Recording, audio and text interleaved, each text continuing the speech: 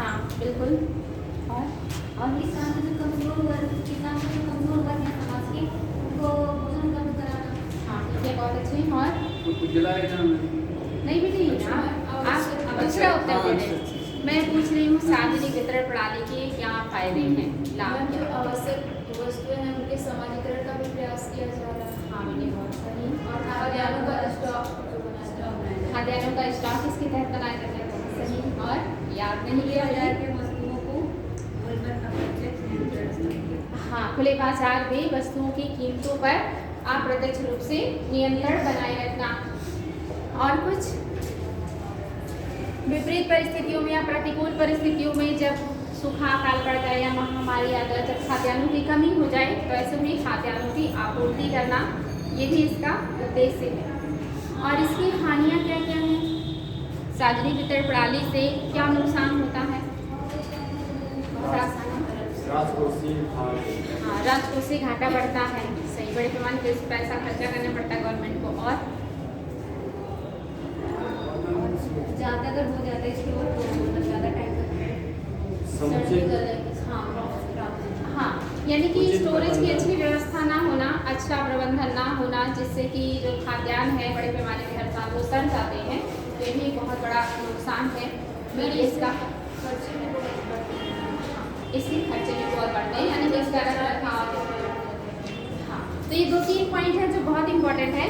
और साथ ही इससे बहुत ज़्यादा कभी कभी इसका फ़ायदा ऐसे लोग ले लेते हैं जो कि उसके लिए योग्य नहीं होते हैं, ऐसे लोग भी इसका फ़ायदा उठा लेते हैं, ये भी है। ये सारे नुकसान हैं पीडीएस के। इसके बाद आपने पढ़ा था बफर स्टॉक। बफर स्टॉक को या आपने एफसीआई पढ़ा था, भारतीय खाद्य निगम। एफसीआई की स्थापना कब हुई थी? 1964 में। एफसीआई का काम क्या है? एफसीआई क्या काम करती है? किसानों के लिए जो एमएसपी होता है, एमएसपी जो किसानों को एमएसपी जारी करती है गवर्नमेंट, उस एमएसपी पर खाद्यान्नों की खरीद करता है और खाद्य सुरक्षा सुनिश्चित करती है। खाद्य सुरक्षा सुनिश्चित करता है। हाँ खाद्यान्नों के मूल्य को नियंत्रित करता है, ठीक। उसका स्टॉक बनाता है ये, और उस स्टॉक को राज्य सरकारों को सौंपता है ताकि वो जो ऐसे लोग हैं, परिवार हैं, उनको चिन्हित करके वहाँ तक खाद्यान्नों को पहुँचाया जा सके। ये सारा काम कौन कर रहा है? भारतीय खाद्य निगम, food corporation of India, FCI. इसके अलावा आपने पढ़ा था stock buffer stock. Buffer stock के क्या लाभ हैं और क्या नुकसान हैं? विपरीत परिस्थितियों में मदद करता है। ठीक है, सही है। खाद्य सुरक्षा को सुनिश्चित करता है, बहुत अच्छे। ये सब लगभग मिलते जुलते हैं। अगर एक कन्फर्म है तो दूसरा अपने आप क्लियर हो जाएगा। मतलब कह सकते हैं काफ़ी कुछ याद है आप लोगों को। ऑप्शन मिले तो क्वेश्चन को आप लोग हैंडल कर लेंगे ना, दिक्कत नहीं है। हानि लाभ आसानी से ढूंढ लेंगे, ठीक है। ये सारी चीज़ें आपने कल पढ़ी थी। और इसके अलावा आपने पढ़ा था एक्सटर्नल, भारत के वैदेशिक सेक्टर के बारे में। तो एक्सटर्नल में आपने पढ़ा था भुगतान संतुलन। भुगतान संतुलन किसे कहते हैं? भुगतान संतुलन किसे कहते हैं? बताएं सर्वेश बाबू, कल पढ़ा था आपने भुगतान संतुलन क्या था? जब कोई कंट्री किसी अन्य देश से व्यापार करता है, चाहे वो ग्रीष्म महीने में या ग्रीष्म में, इसका जो पूरा मतलब लेन देन का प्रोसेस होता है। बहुत अच्छी, वेरी गुड। भुगतान संतुलन में कोई भी कंट्री दुनिया के अन्य कंट्रीज के साथ जो दृश्य और अदृश्य यानी कि जो वस्तुओं और सेवाओं का आयात निर्यात करती है, इन्हीं मदों का हम इसमें क्या करते हैं? लेखा जोखा रखते हैं। इसी को भुगतान संतुलन कहते हैं। भुगतान संतुलन अधिशेष कब होता है? जब व्यापार में मुनाफा होता है तब, मतलब निर्यात ज़्यादा होता है, आयात कम होता है। बहुत अच्छे। मुनाफा तभी होगा जब आप बेचेंगे ज़्यादा, खरीदेंगे कम, तभी आपके पास अधिशेष होगा, अतिरिक्त होगा, मुनाफा होगा। और व्यापार घाटा कब होता है? मैम जब हम आयात ज़्यादा करेंगे, निर्यात कम होगा तो व्यापार घाटा। सेम अपोजिट, जब फायदा हो रहा है जिस प्रोसेस से उसी का उल्टा करेंगे तो नुकसान होने लगेगा। और व्यापार संतुलन कब होता है? यानी कि संतुलित हो जाए, हम जितना बेच रहे हैं उतना ही खरीद रहे हैं, जब संतुलित हो जाता है तब इसी को हम व्यापार संतुलन कहते हैं। इसके अलावा आपने और क्या पढ़ा था? इसके दो पक्ष हैं, कौन कौन से? क्रेडिट और डेबिट। और आपने विदेशी निवेश पढ़ा था, फॉरेन इन्वेस्टमेंट। तो आपका विदेशी निवेश कितने प्रकार का होता है? 2 प्रकार का। कौन कौन सा? प्रत्यक्ष विदेशी निवेश और अप्रत्यक्ष विदेशी निवेश। हाँ, अप्रत्यक्ष मतलब पोर्टफोलियो निवेश उसी को कहेंगे। जो प्रत्यक्ष विदेशी निवेश है, इसमें क्या होता है? कॉपी की तरफ कोई नहीं देखेगा, सब लोग मेरी तरफ देखेंगे। आई कांटेक्ट होना चाहिए, तभी आपके अंदर कॉन्फिडेंस आता है। कभी भी कुछ भी बोलते समय सामने वाले की तरफ देखिए, आंखों में देखिए, बताइए, देख के बताएं। अभी मेरी तरफ देखें और उत्तर दें। जो भी आपके दिल में है, जो भी आपके दिमाग में है, थोड़ा बहुत वो बताएं। प्रत्यक्ष विदेशी निवेश इसे कहते हैं। बहुत आसान है, कुछ है ही नहीं, 2 लाइन का उत्तर है। जब कोई विदेशी निवेशक 10% से ज़्यादा 10% या उससे अधिक निवेश करता है भारतीय कंपनी में, तो ये प्रत्यक्ष निवेश हाँ। हो सकता पहली बात तो विदेशी निवेश वो होता है, चाहे हम किसी दूसरे देश में निवेश करें या कोई दूसरे देश के व्यक्ति या संस्था हमारे देश में निवेश करे, तो वही हो गया विदेशी निवेश। और ये विदेशी निवेश 2 प्रकार का है, एक प्रत्यक्ष विदेशी निवेश यानी कि डायरेक्ट इन्वेस्टमेंट, फॉरेन इन्वेस्टमेंट। यहाँ पे क्या होगा, जब कोई विदेशी व्यक्ति या संस्था आपके देश में, कंपनी में या किसी भी संस्था में निवेश करता है 10% या 10% से ज़्यादा का, जिससे वो उस संस्था में एक वैल्यूएबल स्थान रखता है, उस संस्था के डिसीजंस को प्रभावित कर सकता है, तब उसे हम क्या कहेंगे? प्रत्यक्ष विदेशी निवेश, direct foreign investment. Direct foreign investment भी 2 प्रकार का होता है, कौन कौन सा? एक ग्रीन फील्ड और एक ब्राउन फील्ड। ग्रीन फील्ड प्रत्यक्ष विदेशी निवेश में क्या होता है? एकदम अंडरस्टैंडिंग का रखना ही नहीं है, सोचिए बताए। जब निवेशक निवेश करते हैं तो मतलब जो कंपनी है उसको उसमें बदलाव करते हैं, आधुनिक यंत्रों का उपयोग करते हैं कि कंपनी के शेयर और मुनाफे में बचे। ये इसका ये होता है ग्रीन। बिल्कुल, यानी कि जब किसी विदेशी निवेशक या संस्था द्वारा किसी कंपनी में निवेश करने से उस संस्था के उत्पादन में वृद्धि हो जाए, बढ़ोतरी हो जाए और उस संस्था में आधुनिकीकरण आए, कुछ नया हो, इनोवेशन आए, तब ये निवेश कैसा हो गया? ग्रीन फील्ड प्रत्यक्ष विदेशी निवेश हो जाता है, ठीक ना। और ब्राउन फील्ड क्या है? हाँ बताएं, क्या बताना चाहें? स्वामित्व तो बदल जाए लेकिन तो उसमें आधुनिकीकरण ना हो। हाँ बहुत अच्छे, यानी कि आप मालिक तो हो गए, उसमें आपने निवेश किया, कुछ हिस्सेदारी आपने ली, शेयर मतलब हिस्सा आपका, आप उसके हिस्सेदार तो हो गए, मालिक तो हो गए, लेकिन आपकी हिस्सेदारी से या मालिक होने से उसमें कोई उत्पादन में बढ़ोतरी नहीं हुई और ना ही उसमें कोई आधुनिकीकरण आया, कोई नयापन आया, कोई फर्क नहीं पड़ा, सिर्फ आप मालिक बन गए, तब ये कैसा निवेश हो गया? ब्राउन फील्ड प्रत्यक्ष विदेशी निवेश हो जाता है। सरकार कौन से निवेश को ज़्यादा प्रोत्साहित करती है अपने देश में? ग्रीन। भारत सरकार अपने देश में ज़्यादातर ग्रीन फील्ड FDI को ही मोटिवेट करती है, लेकिन कभी कभी ये ब्राउन फील्ड को भी करती है। कब? जब वो विदेशी निवेशकों को आकर्षित करना चाहती है कि वो आए और हमारे यहाँ निवेश करें, तब वो ब्राउन फील्ड FDI को भी परमिशन दे देती है। बात समझ में आया? तो green field, brown field, FDI clear हो गया। ये कैसा है? डायरेक्ट इन्वेस्टमेंट है, ठीक। अब बताएं पोर्टफोलियो विदेशी निवेश क्या था? मैम यदि कोई कंपनी में 10% से कम इन्वेस्टमेंट करता है तो उसे विदेशी पोर्टफोलियो निवेश करते हैं। हाँ बिल्कुल सही, सभी को पता है ना बेटी। जब कोई विदेशी व्यक्ति या संस्था किसी कंपनी में 10% से कम हिस्सेदारी प्राप्त करता है या 10% से कम निवेश करता है, तब ऐसे निवेशक को क्या कहते हैं? विदेशी पोर्टफोलियो निवेशक कहते हैं। बात समझ में आ गया? तो ये था आपका निवेश। इसके अलावा और कुछ पढ़ा था आपने? क्या पढ़ा था? विदेशी विनिमय कोष। विदेशी विनिमय कोष किसे कहते हैं?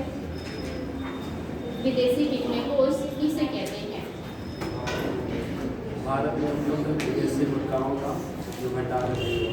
हाँ बिल्कुल, बहुत अच्छे।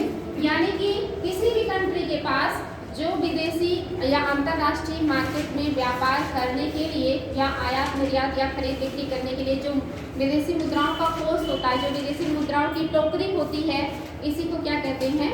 विदेशी विनिमय कोष कहते हैं। इसमें महत्वपूर्ण कौन सी मुद्राएं हैं? डॉलर है, अमेरिकन डॉलर, यूरो है। हाँ, ये महत्वपूर्ण है। और भी है इसमें। और इसमें आपने देखा था क्या क्या आता है? विदेशी विनिमय कोष में कौन कितने घटक हैं? 4। कौन कौन सा? विदेशी मुद्रा कोष, जिसमें विदेशी मुद्राओं की टोकरी कहते हैं ना इसको, उसमें विदेशी मुद्राएं होती हैं। दूसरा क्या है? विशेष आहरण अधिकार, जिसे क्या कहते हैं? SDR, special drawing rights. कौन जारी करता है? ना बेटे, IMF। और इसका full form international monetary fund. हाँ, IMF के द्वारा इसको जारी किया जाता है, अंतर्राष्ट्रीय मुद्रा कोष के द्वारा इसको जारी किया जाता है। और ये इसका उपयोग भारत सरकार कभी भी कर सकती है। इसके अलावा तीसरा घटक क्या था? बुलियन मतलब क्या होता है? हाँ, सोने को जगह शुद्ध सोने जो होता है इसको रखता है कोष के रूप में RBI।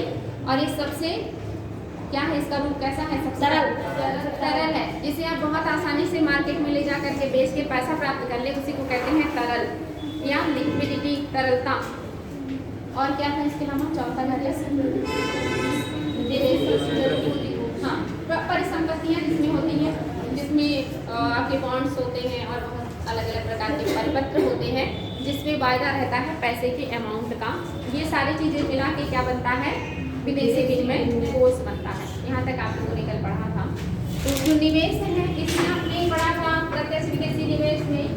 और एक और निवेश है, हेडिंग कर लीजिएगा, पार्टिसिपेटरी नोट्स।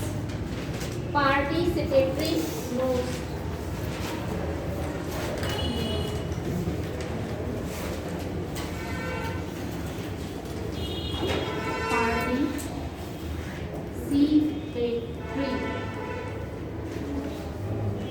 नोट, इसके माध्यम से भी विदेशी लोग निवेश करते हैं। एक तो गया आपका प्रत्यक्ष, एक हो गया पोर्टफोलियो, तीसरा पार्टिसिपेटरी नोट्स। इसमें नोट कीजिएगा, पार्टिसिपेटरी नोट्स में एक वित्तीय उपकरण है जो सेबी में, एक वित्तीय उपकरण है जो सेबी में, सेबी आप लोगों ने पढ़ा होगा, जब आपने पढ़ा होगा भारत का स्टॉक एक्सचेंज, उसमें आपने सेबी पढ़ा होगा। सेबी का फुल फॉर्म क्या है? सेबी का फुल फॉर्म बताएं, आपने पढ़ा होगा। एक चैप्टर ही पूरा है जो सेबी के द्वारा कंट्रोल किया जाता है, जिसमें विदेशी जो निवेशक हैं, जो निवेश करते हैं हमारे यहाँ, वो पूरा का पूरा कंट्रोल करती है सेबी। सेबी का फुल फॉर्म ये छोटे एग्जाम से पहले पूछा गया है, इसका स्थापना भी कई बार पूछा गया है। तो आप लोगों ने पीछे के चैप्टर में पढ़ा होगा इसको, अगर याद है तो बताएं। याद है?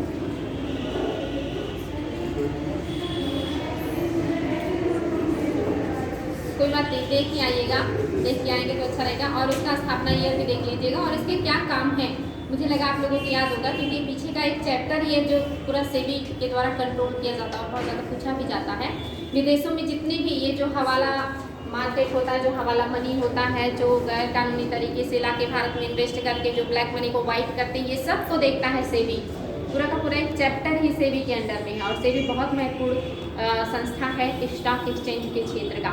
जैसे बैंकिंग में RBI है, वैसे ही स्टॉक के क्षेत्र का जो कंट्रोलर है वो कौन है? सेबी है। और आपका बीमा के क्षेत्र में IRDA है, कृषि के क्षेत्र में आपका है नाबार्ड। ऐसे ही महत्वपूर्ण संस्थाएं हैं जो एक एक क्षेत्र को कंट्रोल करती हैं। तो सेबी बहुत महत्वपूर्ण है, देख के आइएगा सेबी का काम क्या है, कब स्थापना हुआ, इसका full form. Securities stock exchange सही है, कोई नहीं, देख के आइएगा। बाकी लोगों को भी पता होगी, आप लोगों को तो मैंने पिछले साल सेबी बहुत अच्छे से पढ़ाया है। हाँ सर, स्टॉक एक्सचेंज सिक्योरिटी। चलिए, तो आपने लिखा एक वित्तीय उपकरण है जो सेबी में पंजीकृत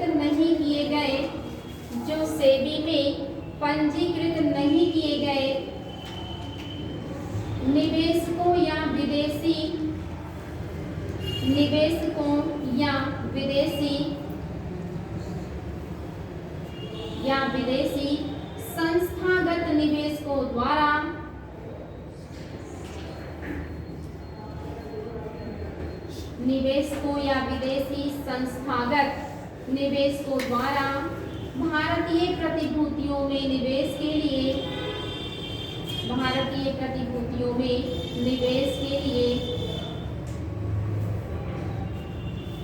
जारी किया जाता है।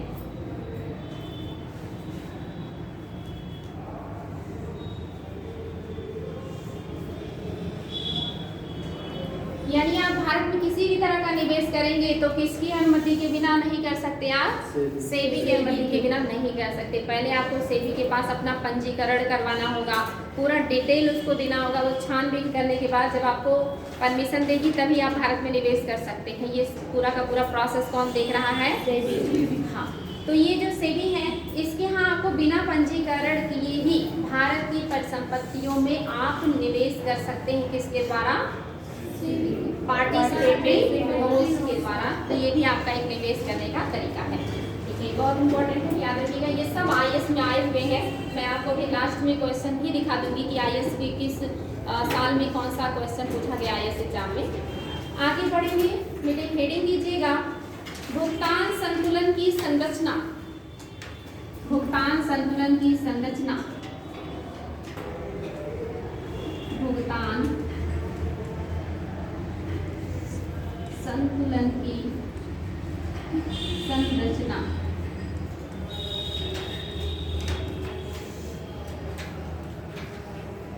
भुगतान संतुलन की संरचना,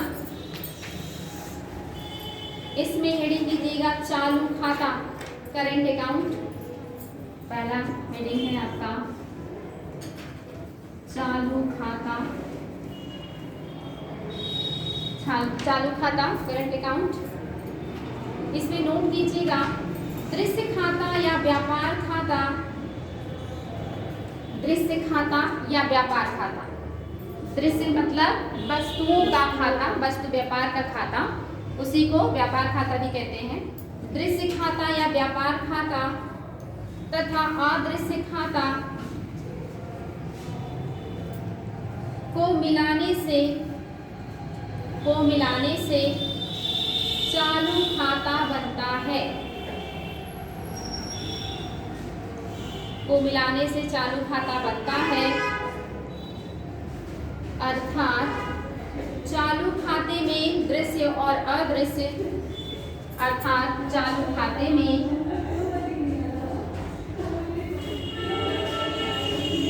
दृश्य और अदृश्य दोनों मदें शामिल होती हैं। आधी विधि, दृश्य और अदृश्य दोनों मदें शामिल होती हैं। अगर आपसे पूछे कि चालू खाता क्या है, तो जो हम व्यापार करते हैं दृश्य और अदृश्य मदों का, यानी कि वस्तुओं और सेवाओं का, उन दोनों को मिला करके कौन सा खाता बनता है, चालू खाता बनता है। ठीक है, आगे पैराग्राफ चेंज कीजिएगा। निर्यात के आयात से अधिक होने पर, निर्यात के आयात से अधिक होने पर अनुकूल व्यापार शेष, निर्यात के आयात से अधिक होने पर अनुकूल व्यापार शेष, निर्यात के आयात से अधिक होने पर अनुकूल व्यापार शेष, बात समझ में आया, अनुकूल व्यापार शेष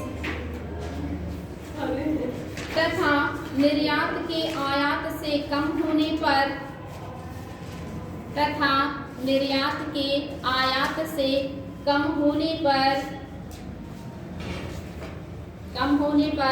व्यापार घाटा, निर्यात के आयात से कम होने पर व्यापार घाटा तथा निर्यात एवं आयात के बराबर होने पर, तथा निर्यात एवं आयात के बराबर होने पर व्यापार संतुलन की स्थिति होती है। व्यापार संतुलन की स्थिति होती है। निर्यात एवं आयात के बराबर होने पर व्यापार संतुलन की स्थिति होती है। अब हेडिंग लीजिएगा पूंजी खाता। दूसरा हेडिंग है पूंजी खाता। याद रहे पूंजी खाता में क्या होता है और आपके चालू खाता में क्या होता है, एग्जाम में आता है ये। पूंजी खाता कैपिटल अकाउंट। पूंजी खाता में एक देश व शेष दुनिया के बीच होने वाले एक देश व शेष दुनिया के बीच होने वाले वित्तीय लेन देन के एक देश व शेष दुनिया के बीच होने वाले वित्तीय लेन देन के लेखा जोखा को वित्तीय लेन देन के लेखा जोखा को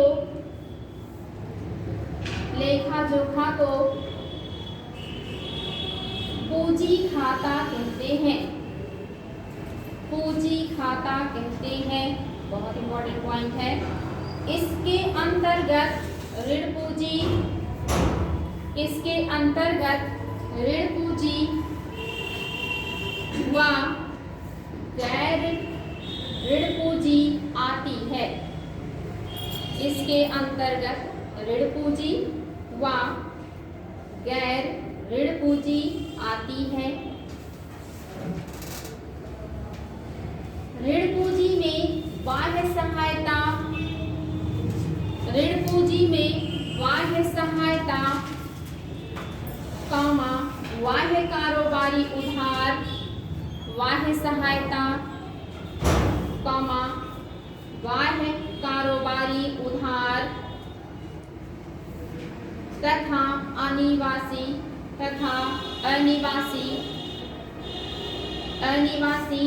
जमा राशि शामिल होते हैं। अनिवासी जमा राशि शामिल होते हैं। जबकि गैर ऋण पूंजी में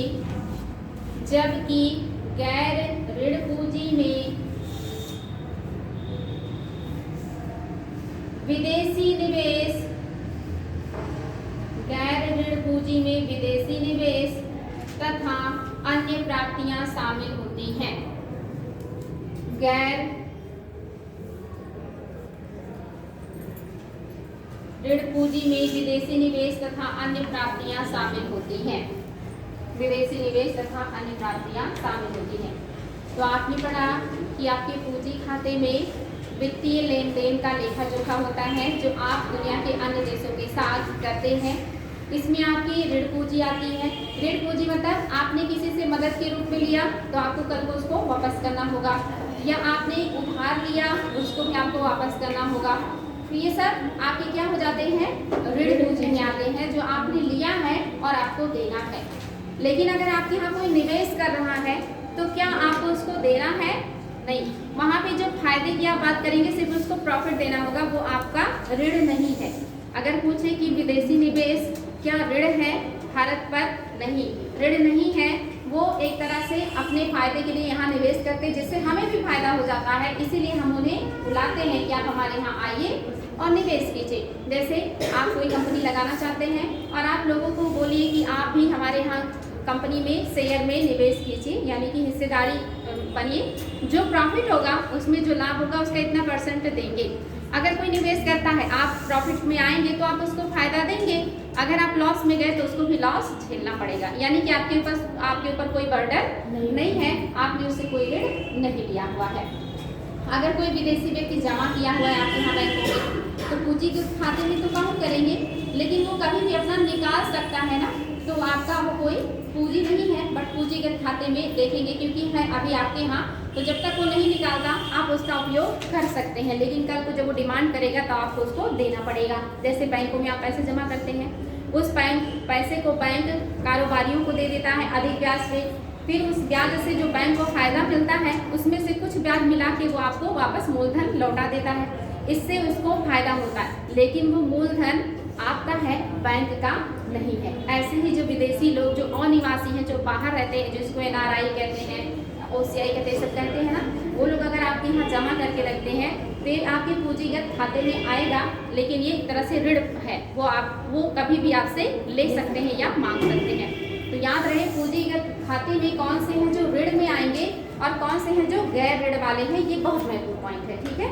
और इसके अलावा पूछ ले पूंजी खाते में क्या आता है, तो उसमें दृश्य और अदृश्य मदे नहीं आते, केवल क्या आएंगे, वित्तीय लेन देन ही आते हैं।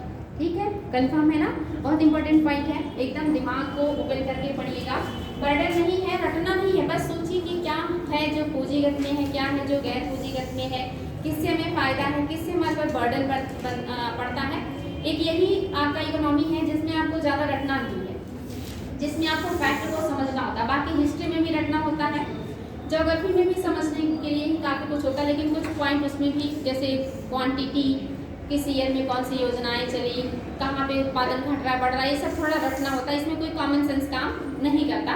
जब आप बहुत पढ़े रहते हैं तो थोड़ा बहुत कॉमन सेंस वहाँ काम कर जाता है, लेकिन काफ़ी कुछ ज्योग्राफी में भी आपके कॉमन सेंस पे ही रहता है कि ऐसा वहाँ होगा तो इसके क्या आउटपुट हो सकते हैं। तो एक ज्योग्राफी है जिसके काफ़ी पार्ट्स अगर देखें तो रटना नहीं है, और इकोनॉमी के भी कई सारे पार्ट्स ऐसे हैं जो आपको रटना नहीं है, जो आपको बस अपने दिमाग को ओपन करके पढ़ के समझ लेना है। ठीक है, आगे बढ़े। अब हेडिंग लीजिएगा व्यापार घाटा, ट्रेड डेफिसिट, व्यापार घाटा। बेटे हेडिंग है व्यापार घाटा।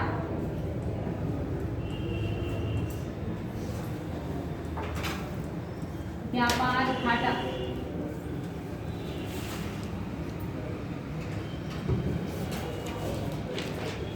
इसमें नोट कीजिएगा, व्यापार घाटा अंतरराष्ट्रीय व्यापार का एक आर्थिक माप है। व्यापार घाटा अंतरराष्ट्रीय व्यापार का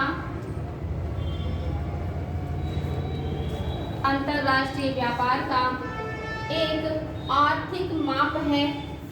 अंतरराष्ट्रीय व्यापार का एक आर्थिक माप है जिसमें देश का आयात निर्यात से अधिक होता है, जिसमें देश का आयात निर्यात से अधिक होता है। बात समझ में आया? जिसमें देश का आयात निर्यात से अधिक होता है। अगर पूछे व्यापार घाटा क्या है, तो व्यापार घाटा मतलब जो एक देश अंतरराष्ट्रीय स्तर के दूसरे देशों के साथ व्यापार करता है और उसमें जब हमारा आयात ज़्यादा हो जाता है, निर्यात कम हो जाता है, इसी को काउंट करते हैं किसमें, व्यापार घाटे में। ठीक ना, आगे बढ़ेंगे। पॉइंट है, फर्स्ट पॉइंट, व्यापार घाटा अंतरराष्ट्रीय बाजार में घरेलू मुद्रा के, व्यापार घाटा अंतरराष्ट्रीय बाजार में घरेलू मुद्रा के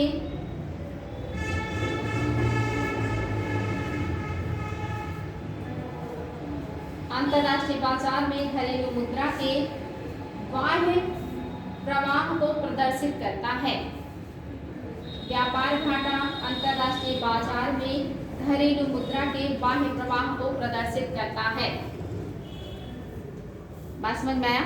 अंतरराष्ट्रीय व्यापार घाटे में क्या प्रदर्शित होता है कि घरेलू मुद्रा का बाहर मतलब बाहर हमारे देश के बाहर कितना ज़्यादा प्रवाह है। अगर प्रवाह बढ़िया है तो इसका मतलब फायदे में चलेंगे, अगर प्रवाह बढ़िया नहीं है तो यानी कि हम घाटे में चलेंगे। और हर देश का एक घरेलू मुद्रा होता है, उसी की बात की जा रही। आपकी घरेलू मुद्रा क्या है? रुपया है। तो रुपये से ही आप व्यापार करते हैं। हालांकि इसका क्या होता है, एक्सचेंज होता है। जब कोई देश आपके यहाँ से सामान खरीदेगा तो अपने देश की मुद्रा देगा और आप अपने देश की मुद्रा के हिसाब से उसको वैल्यू करके उस मुद्रा को रखेंगे और उसको सामान दे देते हैं। नेक्स्ट पॉइंट, इसे नकारात्मक व्यापार संतुलन भी कहते हैं। इसे नकारात्मक व्यापार संतुलन भी कहते हैं। इसे नकारात्मक व्यापार संतुलन भी कहते हैं। यानी व्यापार संतुलन एक सकारात्मक होता है और एक नकारात्मक होता है। इसे नकारात्मक क्यों कह रहा है? क्योंकि हम आयात ज़्यादा कर रहे हैं और निर्यात कम कर रहे हैं। अगर हम आयात ज़्यादा करते और निर्यात ज़्यादा करते, आयात कम करते, तभी कैसा हो जाता? सकारात्मक हो जाता। तो इसलिए इसे नकारात्मक व्यापार संतुलन कह रहे हैं। अगर इसे एक लाइन में प्रदर्शित करना हो तो आप क्या लिखेंगे? व्यापार घाटा बराबर क्या लिखेंगे? आयात का कुल मूल्य माइनस निर्यात का कुल मूल्य। व्यापार घाटा बराबर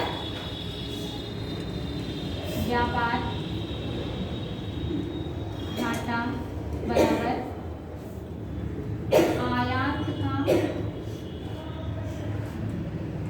कुल मूल्य माइनस निर्यात का कुल मूल्य।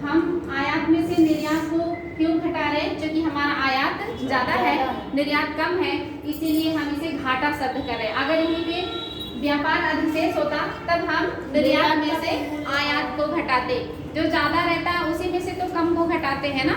बात समझ में आ रहा है सभी को?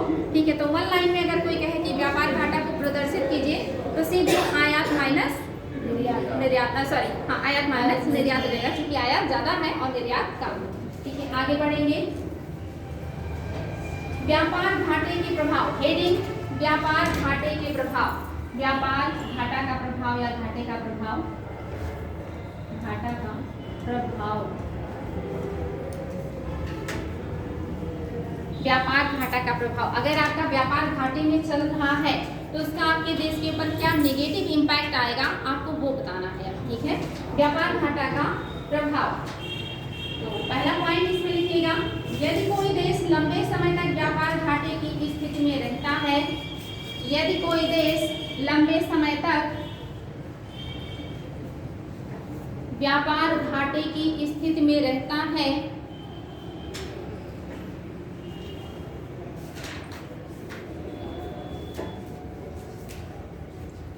लंबे समय तक व्यापार घाटे की स्थिति में रहता है, तो उसका आर्थिक विकास और स्थिरता, तो उसका आर्थिक विकास और स्थिरता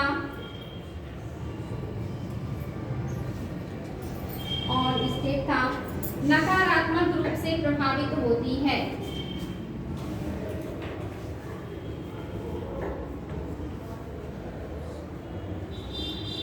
नकारात्मक रूप से प्रभावित होती है। लंबे समय से जारी व्यापार घाटा, लंबे समय से जारी व्यापार घाटा घरेलू नौकरियों के सृजन को भी, लंबे समय से व्यापार घाटा घरेलू नौकरियों के सृजन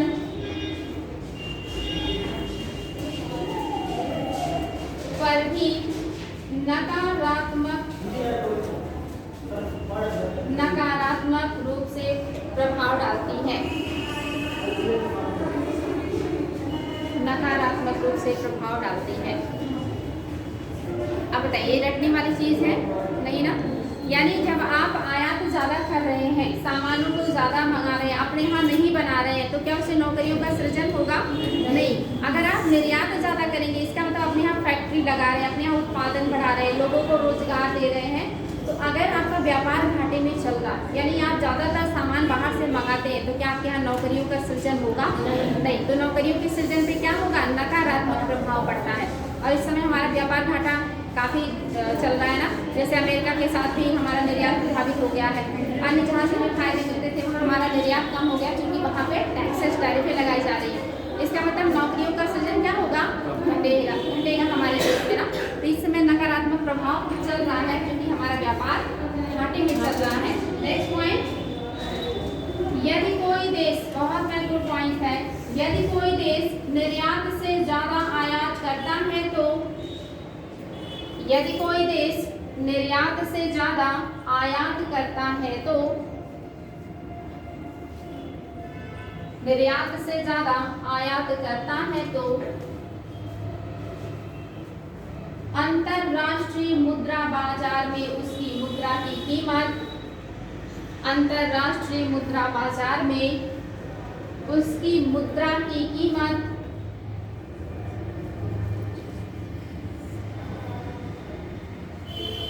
घटेगी कि बढ़ेगी? घटेगी। और घटेगी क्यों? हाँ बिल्कुल सही जा रहे हैं आप लोग।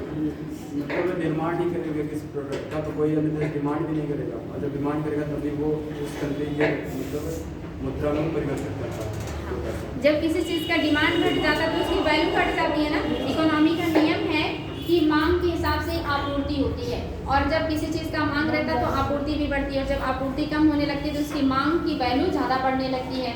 यानी जब विदेशी लोग आपके देश के सामानों को खरीदेंगे तो आपके रुपए में ही तो अपने रुपए को कन्वर्ट करेंगे, यानी कि आपके रुपए का डिमांड ज़्यादा होगा।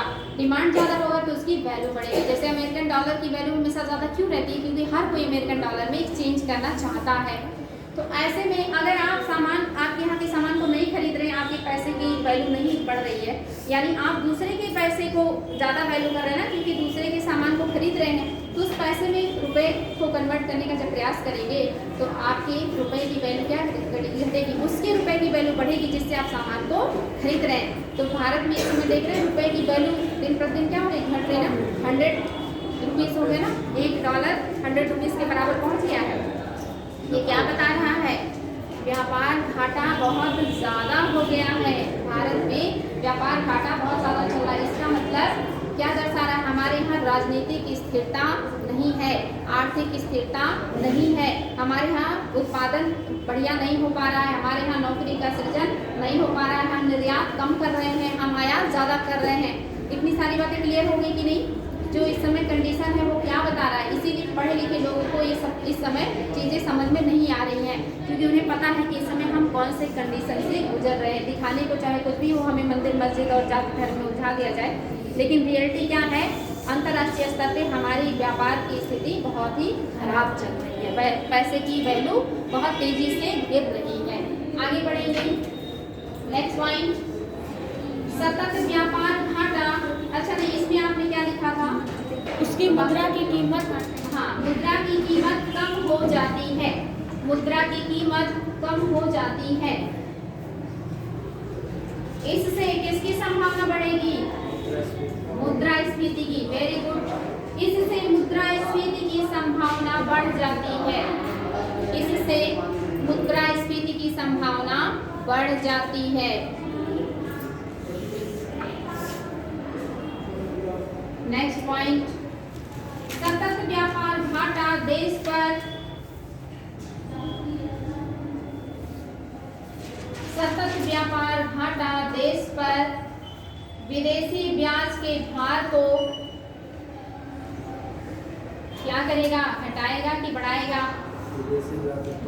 बढ़ाएगा ना, क्योंकि जो आप ब्याज दे रहे हैं उसमें रुपए की वैल्यू घटेगी तो आपको ज़्यादा रुपया देना पड़ेगा ब्याज पेमेंट करने के लिए, तो ब्याज की दर भी बढ़ाएगा। तो सतत व्यापार घाटा देश पर विदेशी ब्याज के भार को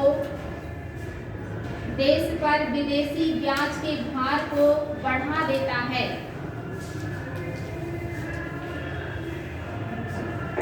विदेशी ब्याज के दर को या भार को बढ़ा देता है।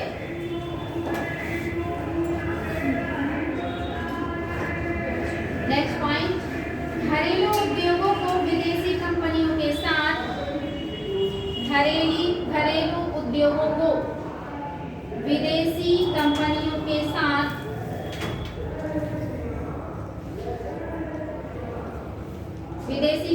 के साथ प्रतिस्पर्धा का सामना करना पड़ता है, प्रतिस्पर्धा का सामना करना पड़ता है। फलस्वरूप घरेलू अर्थव्यवस्था कमजोर पड़ने लगती है। फलस्वरूप घरेलू अर्थव्यवस्था कमजोर पड़ने लगती है। फलस्वरूप घरेलू अर्थव्यवस्था कमजोर पड़ने लगती है। यानी अगर आपके यहाँ व्यापार घाटा चल रहा है तो आपकी कंपनियों को विदेशी कंपनियों के साथ क्या करना पड़ेगा? प्रतिस्पर्धा। प्रतिस्पर्धा मतलब कंपटीशन। कंपटीशन किस चीज़ का? उनसे बेहतर होने का। अगर उनसे बेहतर नहीं हो पा रहे तो आप उस रेस में क्या होंगे? पीछे हो जाएंगे, उस रेस से बाहर हो जाएंगे। तो कंपटीशन कब होता है? जब अपने टक्कर के बहुत सारे लोग होते हैं, आपसे योग्यता में अच्छे या आपकी योग्यता में बराबर, तब वहाँ पे क्या होता है? कंपटीशन। और इस कंपटीशन में टिके रहने के लिए आपको अपने अंदर उनसे अच्छी योग्यता लानी होती है। लेकिन जब आपकी स्थिति पहले से ही खराब चल रही है तो क्या सामने वाले से आप कंपटीशन कर पाएंगे जिसकी स्थिति बहुत अच्छी है पहले से? तो ऐसे में आप क्या होंगे? पीछे हो जाएंगे कंपटीशन से, जिससे क्या होगा? घरेलू अर्थव्यवस्था नुकसान होगा। जैसे चाइना में टेक्नोलॉजी अच्छा है, उत्पादन ज़्यादा हो रहा है, सस्ता हो रहा है। अब सस्ता होगा तो उसके सामान को लोग ज़्यादा खरीदेंगे, या आपके इंडियन मार्केट के सामान को जहाँ पे उत्पादन महंगा हो जा रहा है, तो आप उसके साथ कंपटीशन में टिकेंगे? कहीं नहीं टिकेंगे। आपके सामान को कोई नहीं खरीदेगा तो क्या आपकी अर्थव्यवस्था अच्छी जाएगी? नहीं, घाटे में चलेगा, नुकसान में। चाइना से तो हम हमेशा 60% के घाटे में ही रहते हैं और वो हमसे 60% से ज़्यादा मुनाफा लेता है। 1-2% नहीं, 60% से ज़्यादा मुनाफा लेता है। जैसे आपने नाम सुना होगा ना, वास्को डी गामा आए थे, यहाँ से मसाले ले गए थे, 60 गुना ज़्यादा फ़ायदा उठाया था उन्होंने। तो आज भी वही हाल हो गया है, विदेशी लोग हमारे ही सामानों से कहीं ज़्यादा मुनाफा कमा रहे हैं और हम उनके मुकाबले पीछे चल रहे हैं। 60 गुना ज़्यादा मतलब नुकसान में रहते हैं हम चाइना से। आगे बढ़ेंगे, नेक्स्ट हेडिंग, चालू खाता घाटा। चालू खाता घाटा।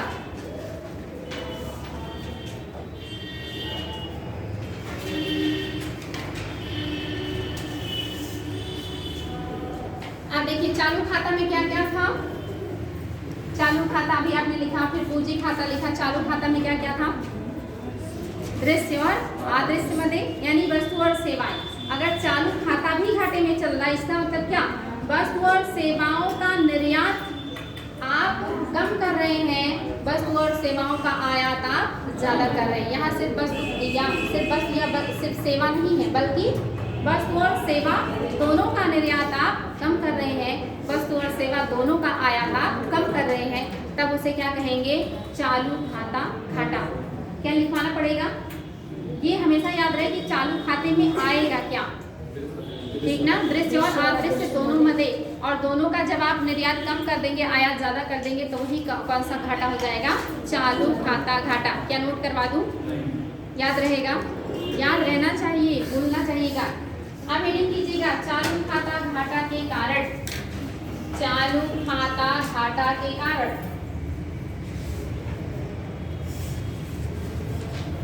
चालू खाता घाटा के कारण।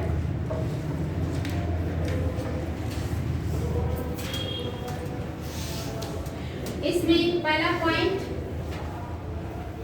अधिमूल्यांकित विनिमय दर। पहला हेडिंग है अधिमूल्यांकित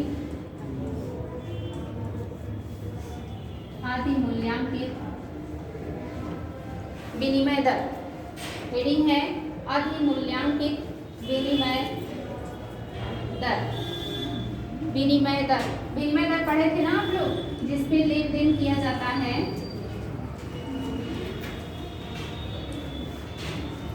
विश्व स्तर पे वही विनिमय दर है जिस दर पे लेन देन होता है। तो अधिमूल्यांकित विनिमय दर, ये पहला कारण है चालू खाता घाटा के। नोट कीजिएगा, जब अंतरराष्ट्रीय मुद्रा बाजार में किसी देश की मुद्रा का, जब अंतरराष्ट्रीय मुद्रा बाजार में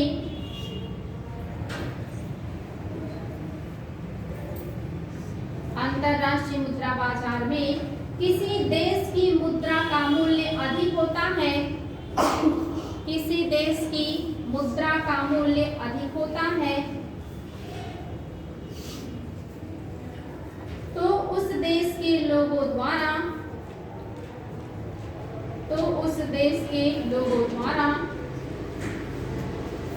अधिक आयात किया जाता है।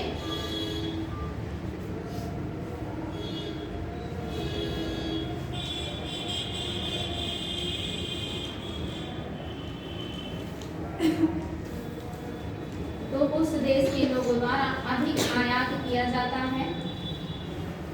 अब आप मुझे बताएंगे, अगर किसी देश की मुद्रा का जो मतलब है महंगा है, ज़्यादा है वैल्यू, तो आप ऐसे में ज़्यादा आयात करना क्यों पसंद करेंगे? आप बेटे सस्ता। हाँ, जैसे आपका अमेरिकन डॉलर है, $1 100 रुपये के बराबर है, यानी कि यहाँ का कोई भी 100 रुपये का सामान सिर्फ $1 में ही उनको मिल जा रहा है, और उत्पादन करने में वही सामान उनको $2 या $3 लग रहा है। तो हम उत्पादन क्यों करेंगे? हम आयात ही ना कर लें, यानी हमें सस्ता पड़ेगा तो हम आयात ज़्यादा करेंगे, तो हमारा निर्यात क्या हो जाएगा? महंगा हो जाएगा। निर्यात महंगा होगा, आयात सस्ता हो जाएगा, तो हम वस्तु और सेवाओं का निर्यात कम करके आयात ज़्यादा करेंगे। तो ऐसे में आपका क्या हो सकता है? चालू खाता घाटे में जाएगा कि नहीं जाएगा? क्योंकि निर्यात कम और आयात ज़्यादा है, रीजन आपको आयात सस्ता पड़ रहा है और निर्यात आपका लोगों के लिए महंगा पड़ रहा है। बस समझ में, तो एक ये भी रीज़न हो सकता है। यानी अगर अमेरिका में घाटे की स्थिति आती है तो वहाँ पे ये रीज़न बन सकता है कि वहाँ की वैल्यू रुपए की या डॉलर की ज़्यादा है। तो आपने लिखा मूल्य का किसी देश की मुद्रा का मूल्य अधिक होता है तो उस देश के लोगों द्वारा अधिक आयात किया जाता है। और यहाँ तक समझ में आ गया? आगे लिख दे क्या, मतलब लिखवा दे कि निर्यात महंगा हो जाता है, या समझ गए? समझ गए ना? पहले लाइन में ही सब कुछ है, अगर समझ गए तो बहुत अच्छी बात। नेक्स्ट हेडिंग आर्थिक विकास। आर्थिक विकास, नेक्स्ट हेडिंग आर्थिक विकास। दूसरा जो कारण है वो है आपका आर्थिक विकास।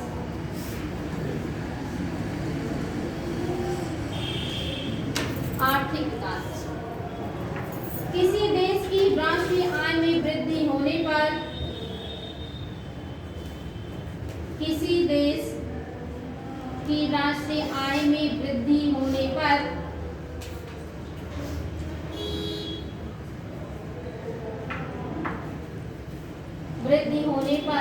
लोगों के पास वस्तुओं को खरीदने के लिए,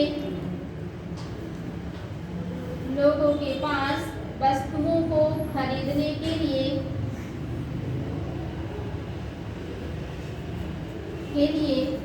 ज़्यादा प्रयोज्य आय उपलब्ध होता है,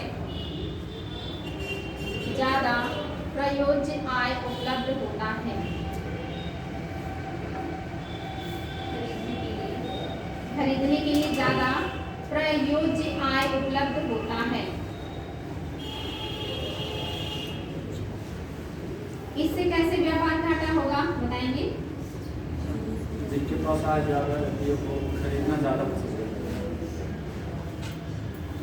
ऐसा। हाँ, खरीदेगा कौन? जिसके पास पैसा होगा।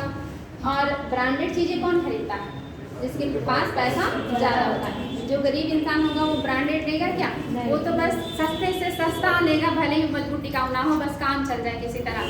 तो जब आपके पास पैसे ज़्यादा होते हैं तो आपका हर चीज़ कैसा होता है? ब्रांडेड। और प्लस ब्रांडेड में कैसा? इम्पोर्टेड, यानी कि अमेरिकन पहनेंगे आप, जापान का पहनेंगे, थाईलैंड का पहनेंगे आप, फिर भारत का पहनना कम। बस कहीं यहाँ की चीज़ों में क्वालिटी ही नहीं है।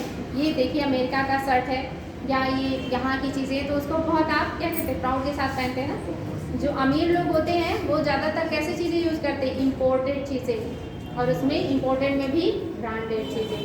तो जब आपके पास ज़्यादा पैसा होगा तो आप क्या करेंगे? विदेशी चीज़ें पहनना ज़्यादा पसंद करेंगे। जैसे हमारे यहाँ राजा भी तो विदेशी चीज़ें मंगाते थे ना। कौन से राजा थे जिन्होंने मीठी अंजीर, मदिरा, दार्शनिक, ये सारी चीज़ों का डिमांड किया था ना। दासियाँ खूबसूरत, ये भी आयात की जाती थी। ये सब कैसी चीज़ें हैं? ये ज़्यादातर लग्जरियस लाइफ जीने के लिए ही तो किया जाता ना। सुंदर दासियाँ चाहिए, अच्छी किस्म की शराब चाहिए, मतलब यहाँ का नहीं पियेंगे, सीधे पेरिस और फ्रांस वाली शराब, अंगूर का शराब पियेंगे। और ये सब चीज़ें कौन मंगाएगा? जिसके पास पैसा होगा ना। बहुत महंगे महंगे शराब भी आते हैं, लाखों करोड़ों की शराब भी आती है। जो लोग पीते हैं उन्हें पता होता है कि करोड़ों में भी, अरबों में भी शराब आते हैं। एक बोतल के करोड़ों दाम होते हैं। तो ये ऐसे कौन पिएगा? जिसके पास बहुत पैसे होंगे, अथाह पैसे होंगे, अंबानी जैसे लोग।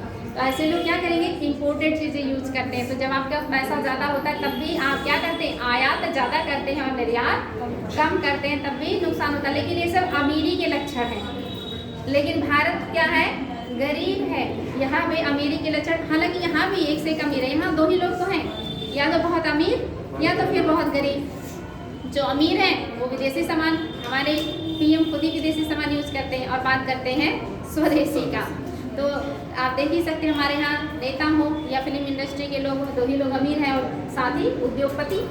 ये सब लोग विदेशी चीज़ें यूज़ करते हैं और हम गरीब देसी चीज़ें यूज़ करते हैं। हम लोग भी विदेशी करते हैं, चाइनीज़ माल सबसे सस्ता, इंडिया से भी ज़्यादा। तो यहाँ भी इम्पोर्टेंट चीज़ों का यूज़ अमीर गरीब दोनों कर रहे हैं। गरीब इसलिए कर रहे हैं क्योंकि वो सस्ता है, अमीर इसलिए कर रहे हैं क्योंकि उसमें क्वालिटी है। बात समझ में आ गया? तो इसलिए भी आपको व्यापार घाटा देखने को मिलता है। नेक्स्ट पॉइंट, नेक्स्ट हेडिंग है आपका। हाँ, तो मैंने आपको समझा दिया, इसमें वही चीज़ें मैं लिखाती तो लिखाने से अच्छा था मैंने आपको वो चीज़ समझा दिया। ठीक, नेक्स्ट हेडिंग है प्रतिस्पर्धात्मकता में गिरावट, प्रतिस्पर्धात्मकता में गिरावट, प्रतिस्पर्धात्मकता में गिरावट।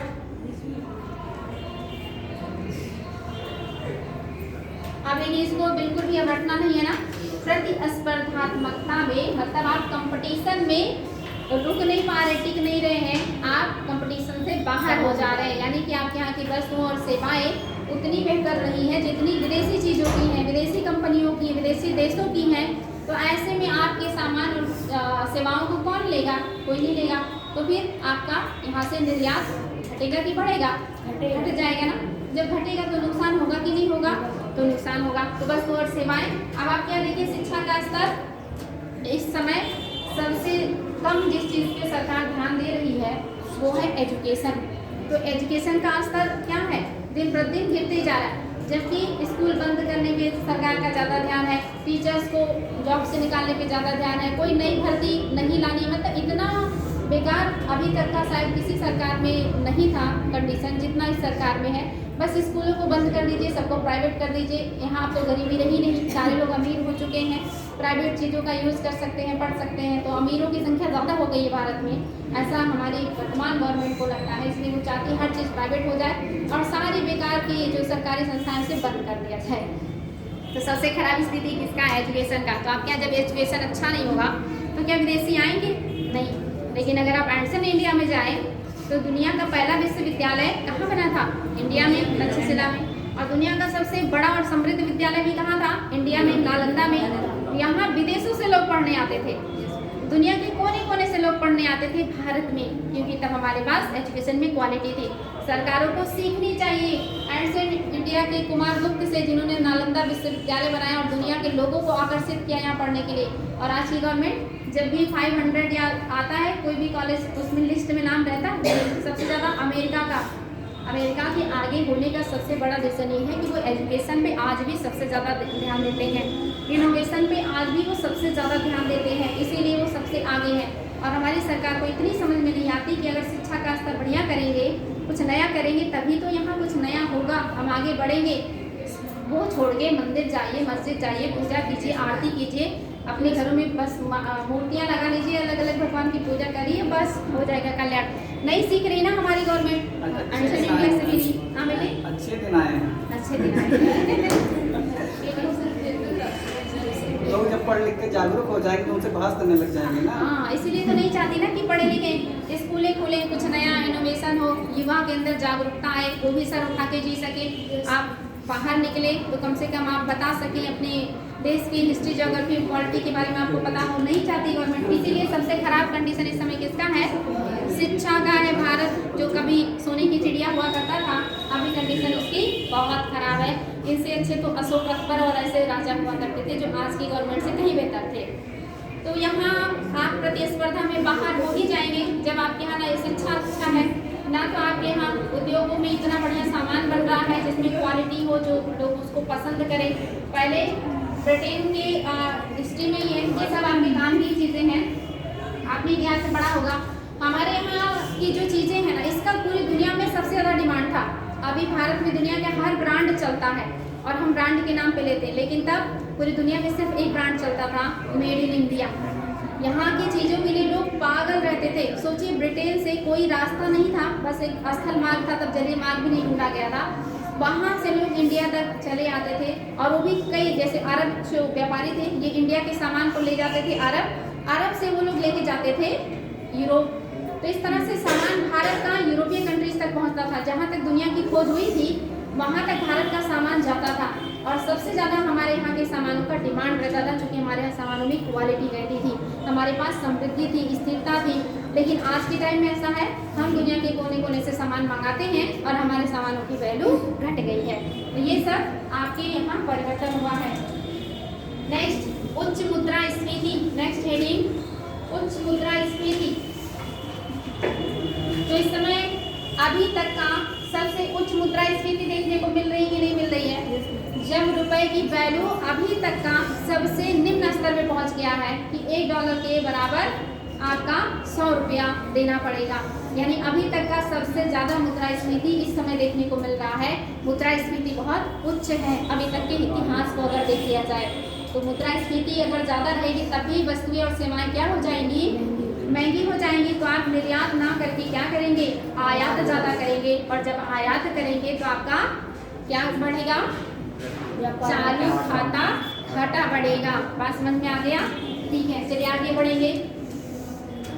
नेक्स्ट हेडिंग, भुगतान संतुलन की संरचना। भुगतान संतुलन की संरचना, अरे सॉरी हेडिंग वो तो आपका हो गया। हाँ, ये आगे नेक्स्ट हेडिंग, अन्य देशों में मंदी। नेक्स्ट हेडिंग इसी में, अन्य देशों में मंदी, उच्च मुद्रास्फीति के बाद अन्य देशों में मंदी। अच्छा, आप देखें अगर जैसे आपने भी हाल ही में एक युद्ध चल रहा था ना यूक्रेन का रूस के साथ, उस समय यूक्रेन और यूक्रेन के साथ जो भी देश थे वो लोग ज़्यादातर कैसे सामान मंगा रहे थे, जो युद्ध में उनके काम आए, अस्त्र शस्त्र का आयात कर रहे थे। अगर हम अपने यहाँ से सामान उनके यहाँ भेज रहे थे तो सारे सामान बंद हो गए थे। उस समय निर्यात प्रभावित हो गया था, क्योंकि हम अपने पैसे का उपयोग दूसरी चीज़ों में कर रहे हैं। जो सामान हम खरीद रहे थे वो इस समय बंद हो जाता है। तो ऐसे में जिन देशों के साथ आपका व्यापार हो रहा है, अगर वहाँ पे आर्थिक मंदी आती है, युद्ध होता है या किसी तरह का विद्रोह होता है या कुछ भी होता है, तो उसका इफेक्ट आपके व्यापार में पड़ेगा कि नहीं पड़ेगा ना। तो अंतर्राष्ट्रीय स्तर पे अगर किसी भी तरह का उथल पुथल होता है तो उसका नेगेटिव इम्पैक्ट पड़ेगा। अगर नहीं इसे समझ में आ रहा तो आंसर में चले जाइए। प्रथम विश्व युद्ध के समय और द्वितीय विश्व युद्ध के समय पूरी दुनिया की अर्थव्यवस्थाएं ध्वस्त हो गई थी, क्योंकि वो केवल सारा का सारा पैसा वेपन्स बनाने में लगा रहे थे, युद्ध करने में लगा रहे थे। इसलिए विकास पूरी तरह से रुक गया था। भारत को भी बहुत नुकसान हुआ था। कपास का निर्यात बंद हो गया था। यहाँ की जो खाद्यान्न थे वो भी बंद हो गई थी। यहाँ से बस मशीनरी जा रही थी, हथियार जा रहे थे, इस्पात वगैरह के उसी समय कारखाने लगे थे, क्योंकि उस समय लोहे का डिमांड बढ़ गया था। तो उसका भी असर पड़ता है। नेक्स्ट हेडिंग है आपका इसी में, विदेशी ऋण।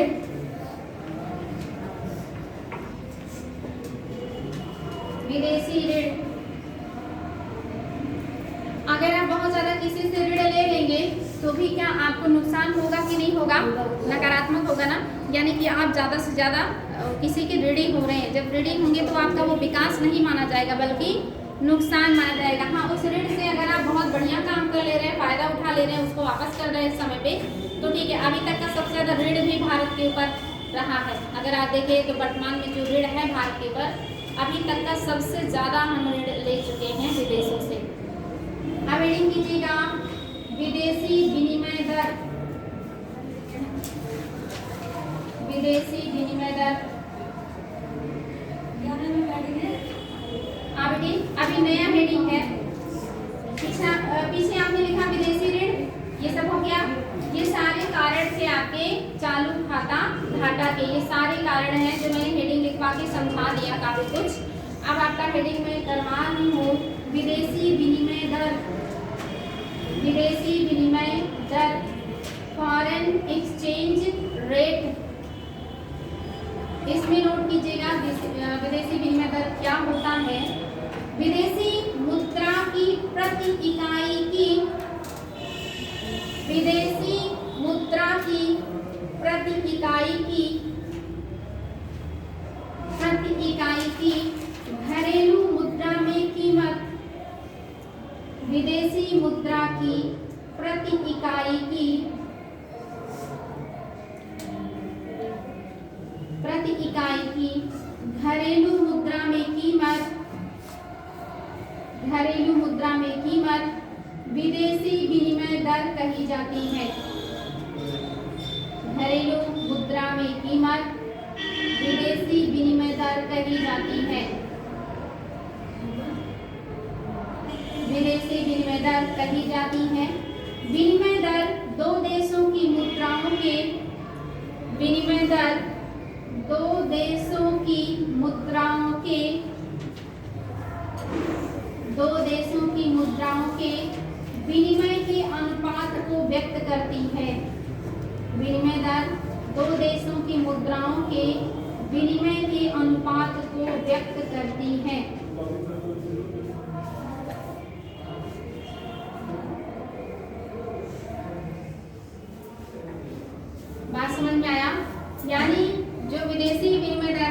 इसमें विदेशी मुद्राओं के अनुपात में आपकी मुद्रा की कितनी वैल्यू है, क्या वैल्यू है, इसी दर को हम क्या कहते हैं, विदेशी विनिमय। विनिमय का मतलब होता है लेन देन, खरीद बिक्री। तो लेन देन जब हम किसमें करते हैं, मुद्रा से मुद्रा में करते। वर्तमान में वस्तु विनिमय तो है नहीं, वर्तमान में मुद्रा के द्वारा होता है। तो मुद्रा का मुद्रा से वैल्यू देखा जाता है कि आपकी घरेलू मुद्रा की दुनिया के अन्य देशों की मुद्राओं के मुकाबले क्या वैल्यू है, इसी को कहते हैं विदेशी विनिमय दर। आगे बढ़ेंगे, हेडिंग कीजिएगा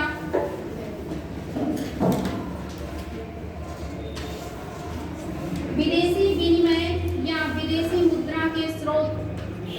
विदेशी विनिमय या विदेशी मुद्रा के स्रोत। विदेशी विनिमय या विदेशी मुद्रा के स्रोत।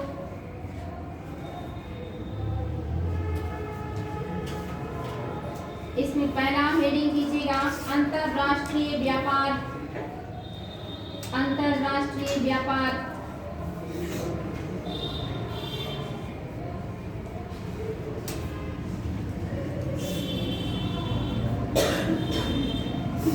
नोट कीजिएगा, विभिन्न देशों के बीच माल एवं सेवाओं के व्यापार में,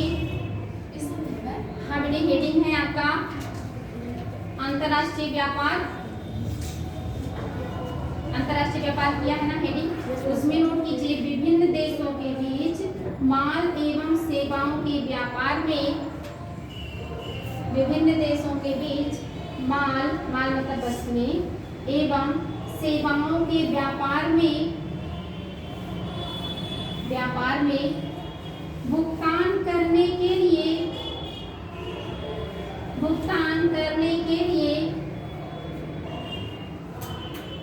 दूसरे देश की मुद्रा की आवश्यकता होती है।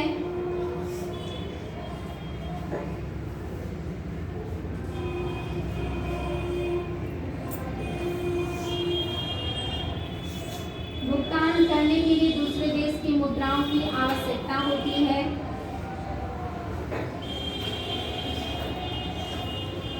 देखिए अब आगे मैं समझा रही हूँ, यानी आपको विदेशी मुद्रा कैसे मिलेगा, जब आप अपने देश की वस्तुओं को बेचेंगे तभी आपकी वस्तुओं को लोग मुद्रा दे करके खरीदेंगे, तो आपके पास विदेशी मुद्रा आएगा। और वर्तमान में सबसे ज़्यादा जिस मुद्रा की लोग डिमांड करते हैं वो आपका क्या है, अमेरिकन डॉलर है। तो अमेरिकन डॉलर की वैल्यू इसीलिए दिन प्रतिदिन बढ़ रही है, उसके मुकाबले बाकियों की घट रही है, खास करके हमारे रुपए की तो बहुत ज़्यादा घट रही है।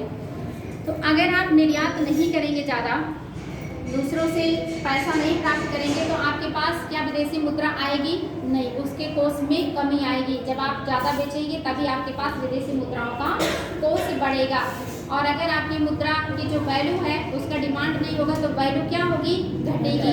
यानी कि वैल्यू घटने के पीछे कई रीजन होता है, राजनीति का अस्थिरता भी होता है, आपके यहाँ के निर्यात का घटना भी होता है, रुपए का मतलब जब डिमांड नहीं रहेगा तो क्या होगा, वैल्यू घटेगा। तो कई रीजन उसके पीछे होते हैं।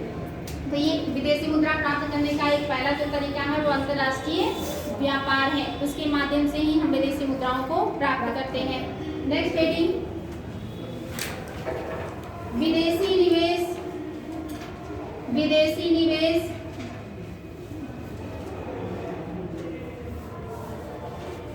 जब एक देश किसी अन्य देश में निवेश करता है, जब एक देश किसी अन्य देश में निवेश करता है,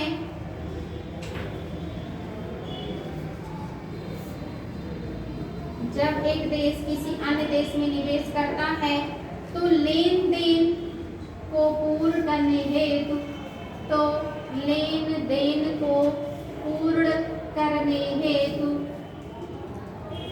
विदेशी एक्सचेंज की आवश्यकता होती है। विदेशी एक्सचेंज की आवश्यकता होती है। किसी देश में निवेश, किसी देश में निवेश, वहाँ की मुद्रा की मांग, वहाँ की मुद्रा की मांग,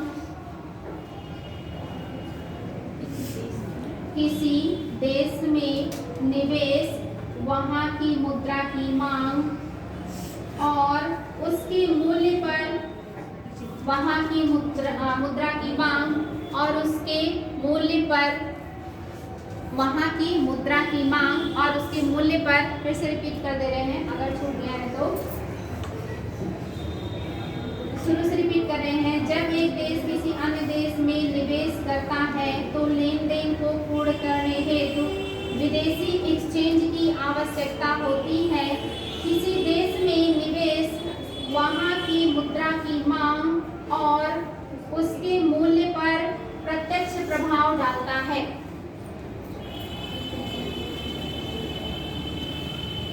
यानी अगर आपके यहाँ विदेशी निवेश हो रहा है तो भी विदेशी मुद्रा मिलेगी कि नहीं।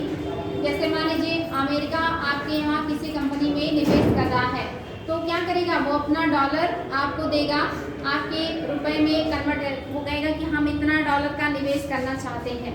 तो डॉलर आप अपने पास रख लेंगे, जो आपका कोष है ना, टोकरी है, उसमें आप डॉलर रख लेंगे और उस डॉलर के मुकाबले उतना रुपया उसको दे देंगे निवेश करने के लिए। तो आपके पास विदेशी मुद्रा आया कि नहीं आया? विदेशी मुद्रा आया ना। और अगर ये निवेश नहीं करेंगे लोग तो आपके पास विदेशी मुद्रा कैसे आएगी? तो विदेशी मुद्रा जो टोकरी में आती है उसके स्रोत क्या है? पहला तो अंतर्राष्ट्रीय व्यापार, अपने सामानों को बेचिए, विदेशी मुद्रा प्राप्त कीजिए। दूसरा, लोग आए आपके यहाँ निवेश करें तो अपनी मुद्रा को वो आपको देंगे और आपके पैसे में यहाँ इन्वेस्ट करेंगे। ये दूसरा हो गया। तीसरा हेडिंग बैंकिंग पूंजी। बैंकिंग पूंजी, बैंकिंग पूंजी, इसमें नोट कीजिएगा। बैंकिंग पूंजी के अंतर्गत NRI, बैंकिंग पूंजी के अंतर्गत NRI, नॉन रेजिडेंशियल, जो इंडियन होते हैं यानी कि जो विदेशों में रहते हैं, NRI जिनको कहते हैं, बैंकिंग पूंजी के अंतर्गत NRI जमा राशियां शामिल हैं। NRI जमा राशियां शामिल हैं। यानी अगर कोई विदेश में, किसी विदेश में काम कर रहा है तो वहाँ की मुद्रा में इसको सैलरी मिलेगी। उस मुद्रा को आपके बैंक में वो जमा करना चाहता, अपने देश के बैंक में जमा करना चाहता। जैसे हमारे यहाँ की सरकारें या जो भी लोग होते हैं या मतलब कोई भी गलत तरीके से जो पैसे वो कमाते हैं उसको स्विस बैंक में जमा करते हैं ना, उसी को हम क्या कहते हैं? ब्लैक मनी कहते हैं। तो ये तो ब्लैक मनी हो गया। वो भी क्या कर रहे हैं? देश के बाहर जमा कर रहे हैं। यानी कि रुपया जिस भी देश के बैंक में जमा करेंगे उस देश के पास आया कि नहीं, वो रुपया गया ना, उसकी टोकरी में रुपया गया। तो वैसे ही हमारे देश के बैंक में दुनिया के किसी भी देश में काम करने वाला व्यक्ति अगर पैसा जमा करेगा तो उसी मुद्रा को जमा करेगा ना जो कमाया है उस देश में, और उस रुपए के मतलब उस मुद्रा के वैल्यू में रुपया यहाँ से उसको दिया जाएगा और वो जो होगा हमारे किस में जाएगा? टोकरी में जाएगा ना, जो आपके पास विनिमय टोकरी है। पास समझ में आ रहा है? इससे भी आपको हाँ बेटी, जो भारत खास पैसा जमा कर सकता है बैंकों में और विदेश का कोई मतलब कोई लागू नहीं, कोई कर सकता बेटी, कोई भी कर सकता। जैसे NRI का हमने एक एग्जाम्पल दिया, जैसे NRI का एक एग्जाम्पल दिया, कोई भी विदेशी व्यक्ति आपके यहाँ जमा कर सकता है। जैसे हमारे यहाँ के इंडियन लोग भी तो US में जमा करते हैं, आपके स्विस बैंक में जमा करते हैं, दुनिया के अन्य बैंकों में जमा करते हैं अपने पैसे को छुपाने के लिए। तो दुनिया का कोई भी नागरिक कर सकता है, लेकिन ज़्यादातर लोग अपने ही देश के नागरिक ज़्यादा जमा करना पसंद करते हैं क्योंकि वो पैसे ज़्यादातर वो यहाँ निवेश करते हैं। बात समझ में आ गया? चलिए आगे बढ़ेंगे। और कौन सा तरीका है विदेशी मुद्रा प्राप्त करने का?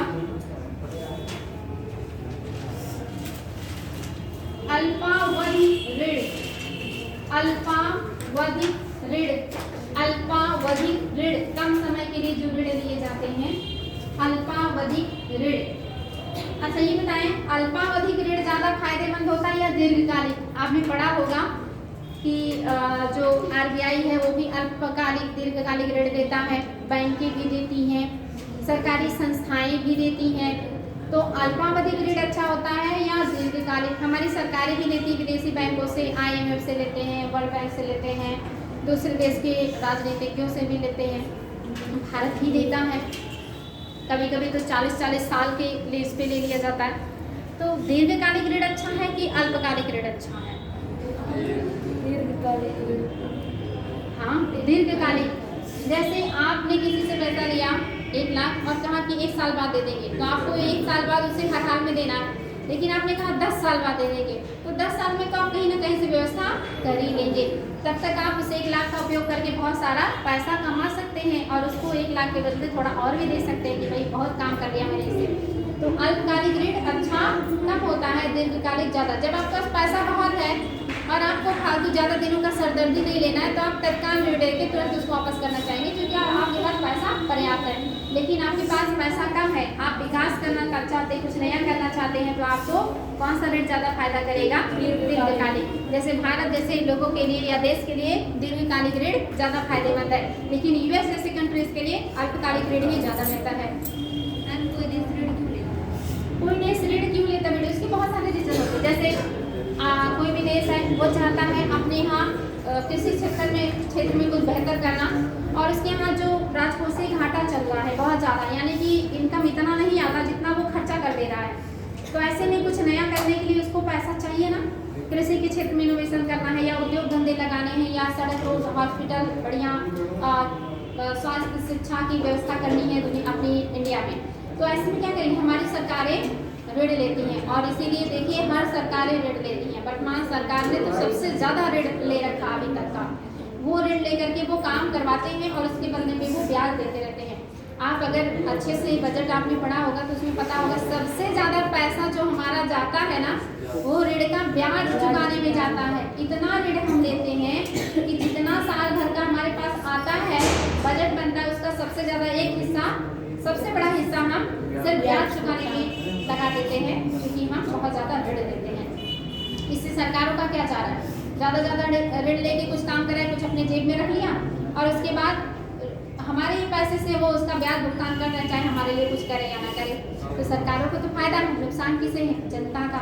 जितनी मेहनत से उनको टैक्स के रूप में पैसे देती है उसका उपयोग घुमा फिरा करके अपने फायदे में कर लेते हैं। वैसे हर जगह ऐसा नहीं है, जो लोग बढ़िया काम करते हैं वो आउटपुट देखने को मिलता है, लेकिन जो गलत तरीके से काम करते हैं उन्हीं के पास तो ब्लैक मनी होती है। इसीलिए एक पीढ़ी अगर कोई नेता बन जाए तो कई पीढ़ी आराम से कट जाती है क्योंकि वो इतना पैसा बचा लेते हैं हर उससे कि उनके पास बहुत पैसा हो जाता है। इसीलिए आजकल उद्योगपति, नेता और फिल्म इंडस्ट्री में ही तीन ही जगह पैसा है, तीन ही जगह लोग ज़्यादा जाना पसंद करते हैं। बात समझ में आया, ऋण क्यों लेते हैं? या आप देश का नहीं ले सकते तो अपने घर में ले लीजिए। आपके माता पिता ऋण क्यों लेते हैं? खेत लेना हो, बच्चे को पढ़ाना हो, शादी करनी हो, किसी की बहुत ज़्यादा तबीयत खराब हो गई, पैसे की ज़्यादा ज़रूरत है तो आप इसी के लिए ले रहे हैं ना, अपनी सुविधाओं के लिए। आपके पास पैसा पर्याप्त नहीं है, लेकिन अमीर क्यों लेते हैं? वो तो और अमीर होने के लिए लेते हैं, उनके पास पैसे की कमी नहीं होती, लेकिन वो पैसा लेके इन्वेस्ट करते हैं और फिर कुछ हिस्सा देते रहते हैं, काम चलता रहता है। तो अमीर और ज़्यादा अमीर होने के लिए करते हैं और गरीब अपनी ज़रूरतें पूरा करने के लिए करता है। तो ऋण कई प्रकार के लिए जाते हैं। आगे बढ़ेंगे।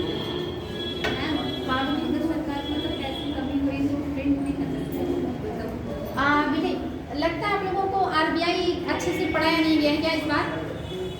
आप लोगों को आरबीआई बैंकिंग एवं मुद्रा जो चैप्टर है बैंकिंग एवं मुद्रा अच्छे से पढ़ा नहीं आप लोगों ने। उसमें ही पढ़ाया गया है कि आरबीआई एक सीमा से ज़्यादा पैसे प्रिंट क्यों नहीं कर सकती, तो उससे मुद्रास्फीति आ जाएगी। मुद्रास्फीति बहुत बड़ी समस्या है। अगर मुद्रास्फीति आ गई, और मुद्रास्फीति भी कई प्रकार की होती है, रेंगती, चलती, दौड़ती, कूदती, भागती। अगर भागती मुद्रास्फीति आ गई ना तो आपके देश की अर्थव्यवस्था पूरी तरह से कोलैप्स कर जाएगी, बर्बाद हो जाएगा आपका देश। तो पैसा हमें बनाने के लिए यूज़ किया जाता है, बर्बाद करने के लिए नहीं। अगर एक सीमा से ज़्यादा ऐसे होता ना तो एक बार कोई गवर्नमेंट में आता और वहाँ पे वो कई टरक पैसे छाप के अपने घर में रख लेता और फिर आराम से जीते रहते। लेकिन आरबीआई इस चीज़ को कंट्रोल करती है कि इससे ज़्यादा हम पैसा नहीं छाप सकते। वो रखती है इतना कि मतलब हमने कितना मार्केट में उतारा पैसे, कितना मार्केट में चलन में है, कितना ब्लैक मनी के रूप में लोगों ने डंप कर दिया, ये सब का खबर आरबीआई को रहता है। क्योंकि मैंने आपको दिया है ना, तो मुझे पता है ना मैंने कितना पैसा आप लोगों को दिया। अब आप लोग उसका यूज़ कर रहे हैं कि कहीं आपने छिपा के रखा, वो तो मुझे पता ना, क्योंकि मुखिया तो मैं ही हूँ, बना के देने वाली। तो आरबीआई को पता चल जाता है कि इस समय मार्केट में पैसा बहुत कम है, इसका मतलब लोग उसका ब्लैक मनी के रूप में स्टोर कर रहे हैं। तभी तो लाया जाता है विमुद्रीकरण, पैसा ही बदल दो, रखे रहो आराम से। तो ये विमुद्रीकरण के द्वारा ब्लैक मनी को रोकने का एक ये तरीका है। आगे बढ़े, समझ में आ गया बेटे क्यों नहीं छाप सकते? अब इसे बहुत डिटेल में नहीं बता रही हूँ क्योंकि चैप्टर दूसरा चल रहा है। आगे आपका है ये चैप्टर मुझे आज खत्म करना है, तो थोड़ा आप लोग बस समझते समझते खत्म कर दीजिए जल्दी से, क्योंकि क्वेश्चन भी है। कल नया चैप्टर शुरू करना है, अंतर्राष्ट्रीय संगठन IMF, वर्ल्ड बैंक और WTO बहुत महत्वपूर्ण रहेगा। अच्छा, फेमा और फेरा, फेमा क्या है, फेरा क्या है? फेमा फेरा, फेमा और फेरा ये जो पैसा होता है ना, जो विदेशों और इंडिया से बाहर जाता है, बाहर से इंडिया में आता है, इसको कंट्रोल करता है। फेमा पहले फेरा था, फेरा को बदल के फिर फेमा लाया गया। अगर यहाँ पे आप पैसे का लेन देन गैर मतलब कानूनी तरीके से करते पकड़े गए तो आपको सजा दिया जाता है। तो एक कानून है फेरा और फेमा, विदेशी एक्सचेंज जो करते हैं आप पैसे का, उसमें आप हवाला, जिसको कहते हैं ना हवाला, सुना है आपने? हवाला मतलब गैर कानूनी तरीके से भारत के अंदर से या देश के अंदर से पैसे को दूसरे देश में ले जाना, इसी को कहते हैं हवाला। तो इसको कंट्रोल कौन करता है? फेरा और फेमा। ऐसे समझा दे रही हूँ, याद रखिएगा, क्योंकि समय कम है और मुझे खत्म करना है। हेडिंग कीजिएगा, मुद्रा का मूल्य ह्रास, मुद्रा का मूल्य ह्रास।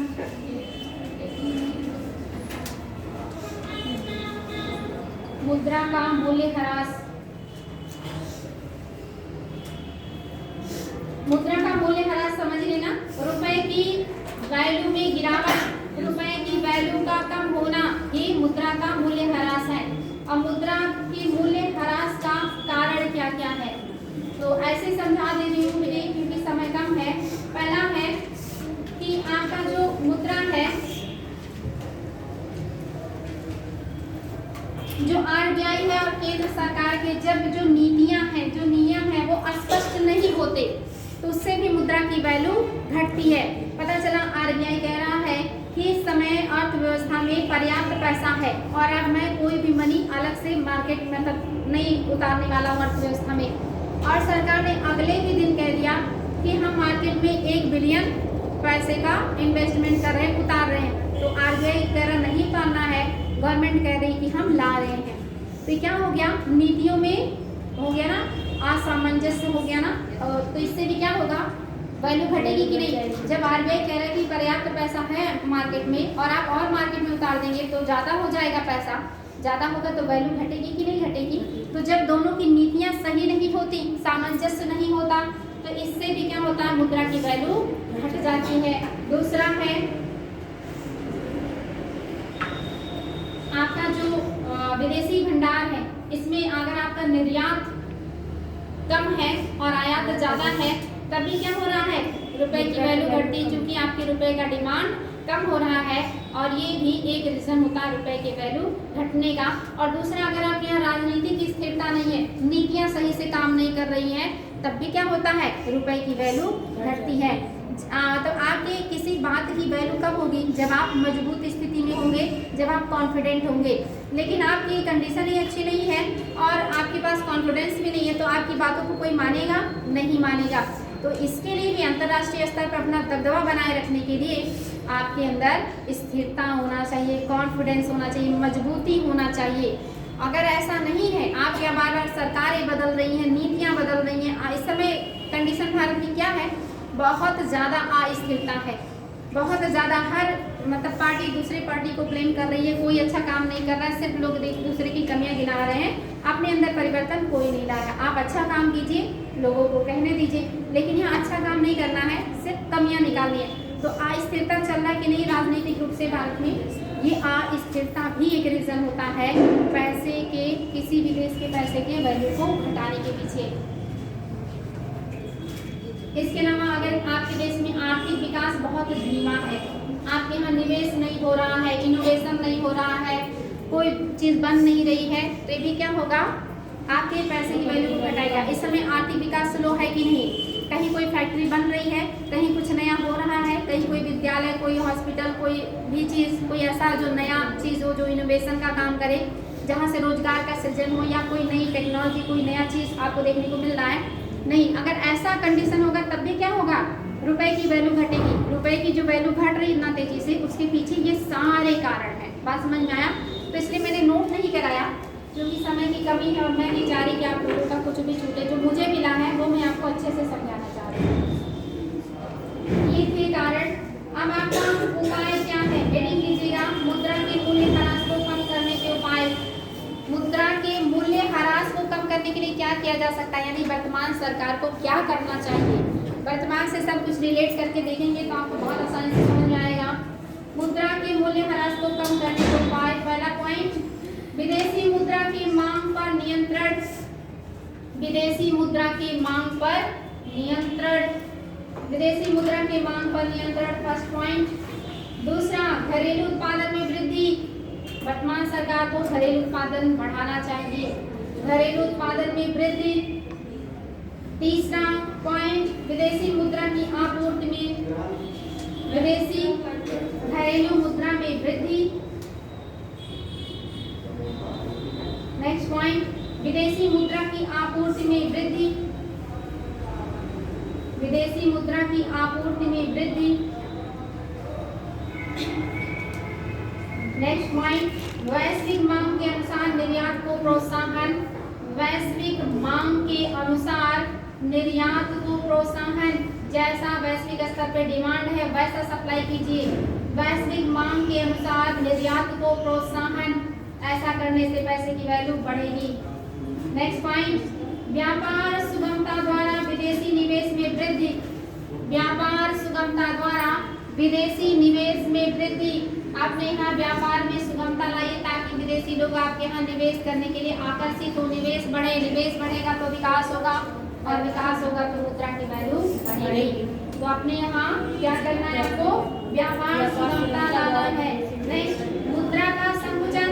मुद्रा का संकुचन, जो मुद्रा की मात्रा बहुत ज्यादा है मार्केट में उसको कम करिए। मुद्रा का संकुचन, मुद्रा का संकुचन, मुद्रा प्रसार को कम करना, मुद्रा की मात्रा को कम करना, यही है मुद्रा संकुचन।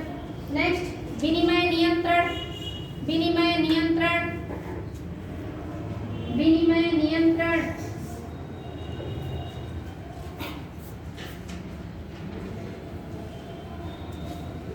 नेक्स्ट हेडिंग, मुद्रा का अवमूल्यन। बहुत बार ये क्वेश्चन पूछा जाता है, मुद्रा का अवमूल्यन। मुद्रा का अवमूल्यन क्या होता है? अवमूल्यन, ये बहुत ज्यादा पूछा जाता है। अवमूल्यन क्या है? मुद्रा का अवमूल्यन।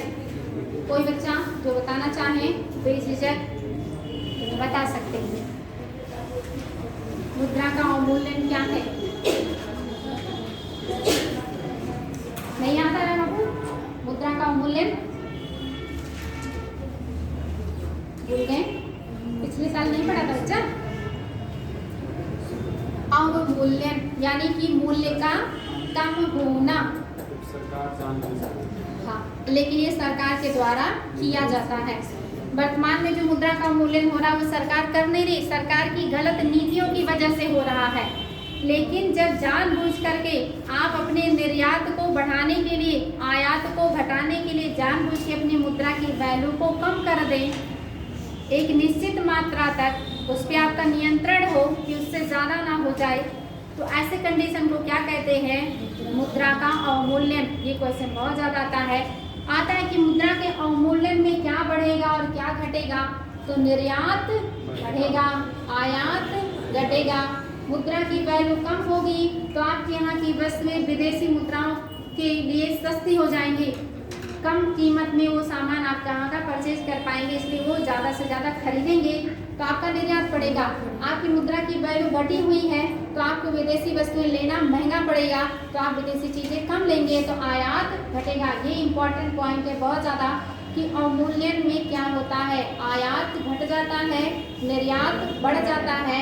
अवमूल्यन वो होता है जो सरकार जानबूझ करके करती है अपने यहाँ निर्यात को बढ़ाने के लिए। अवमूल्यन से विकास बढ़ता है, अवमूल्यन से निवेश बढ़ता है, अवमूल्यन से रोजगार का सृजन होता है, अवमूल्यन से वस्तु और सेवाएं ज़्यादा बढ़ती है, इनका डिमांड बढ़ता है विदेशों में। बात समझ में आया? इतने सारे पॉइंट हैं अवमूल्यन के, क्या नोट कराना पड़ेगा? समझ में आ रहा है? आ रहा है बेटे कि अगर मुद्रा की वैल्यू जानबूझ के गिराई जाए तो इससे क्या क्या फायदे निकल करके आएंगे, बहुत इंपॉर्टेंट पॉइंट है। हाँ, ये सारे याद रखिएगा। इसी को कहते हैं मुद्रा का अवमूल्यन। तो इससे व्यापार घाटा घटेगा कि नहीं? घटेगा ना, क्योंकि निर्यात बढ़ेगा तो व्यापार घाटा घटेगा। आपके ऊपर जो ऋण का भार है वो कम होगा कि नहीं? जब आपको फायदा मिलेगा तो आप ऋण आसानी से चुका सकते हैं, या आप कम ऋण लेंगे क्योंकि आपके पास पैसा पर्याप्त है, तो ऋण का भार भी कम होगा, आपका व्यापार संतुलन हो जाएगा, आपका निर्यात बढ़ जाएगा, आयात कम हो जाएगा, रोजगार बढ़ जाएगा। देखना अभी पूछ रहा है कि अवमूल्यन का प्रभाव क्या होगा। अवमूल्यन के कारण निर्यात क्या होगा? बढ़ेगा। सस्ता होगा कि महंगा? बढ़ेगा तो सही है, सस्ता। आयात महंगा हो जाएगा। आर्थिक विकास बढ़ेगा या घटेगा अवमूल्यन में?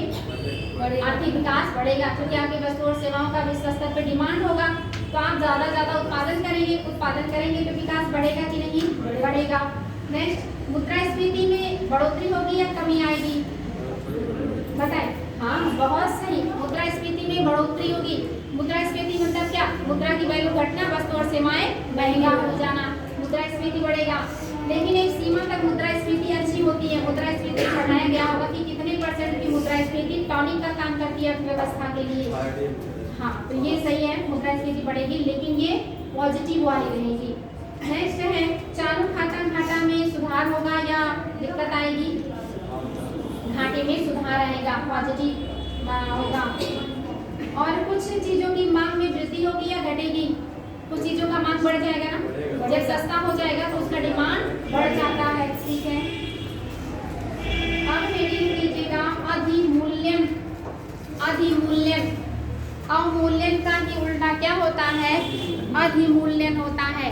जब जानबूझ करके सरकार के द्वारा अपनी मुद्रा की वैल्यू बढ़ा दी जाए, उल्टा होता है। जब सरकार के द्वारा जानबूझ करके मुद्रा की वैल्यू बढ़ाई जाती है, तब इसी को कहते हैं अधिमूल्यन। ऐसे में क्या सस्ता हो जाएगा? आयात। क्या महंगा हो जाएगा? निर्यात। सेम अपोजिट, निर्यात घट जाएगा, आयात बढ़ जाएगा, व्यापार घाटा भी बढ़ सकता है। तो अधिमूल्यन में मुद्रा की वैल्यू बढ़ाई जाती है, वो भी किसके द्वारा? गवर्नमेंट के द्वारा। नेक्स्ट हेडिंग, मुद्रा की परिवर्तनीयता। मुद्रा की परिवर्तनीयता।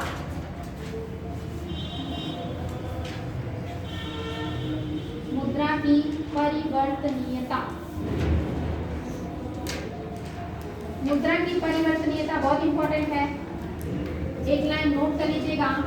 मुद्रा की परिवर्तनीयता एक ऐसा गुण है, मुद्रा की परिवर्तनीयता एक ऐसा गुण है, मुद्रा की परिवर्तनीयता एक ऐसा गुण है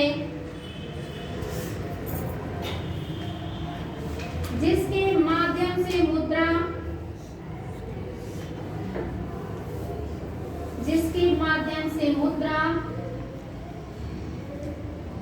मुद्रा को कीमत के अन्य तरल माध्यमों में, मुद्रा को कीमत के अन्य तरल माध्यमों में परिवर्तित किया जा सकता है, परिवर्तित किया जा सकता है। अर्थात मुद्रा की पूर्ण परिवर्तनीयता का अर्थ, अर्थात मुद्रा की पूर्ण परिवर्तनीयता का अर्थ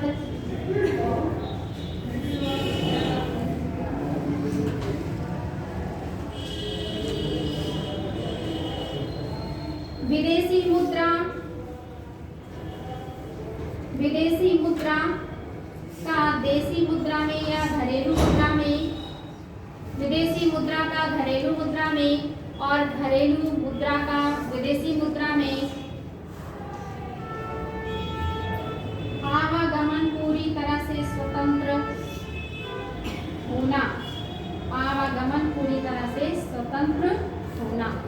यानी बहुत आसानी से आपका रुपया डॉलर में, यूरो में, पाउंड में चेंज हो जाए और पाउंड यूरो डॉलर रुपए में चेंज हो जाए, आसानी से जो एक्सचेंज हो जाए, परिवर्तित हो जाए दूसरे मुद्रा में, वही होता है रुपए की पूर्ण परिवर्तनीयता।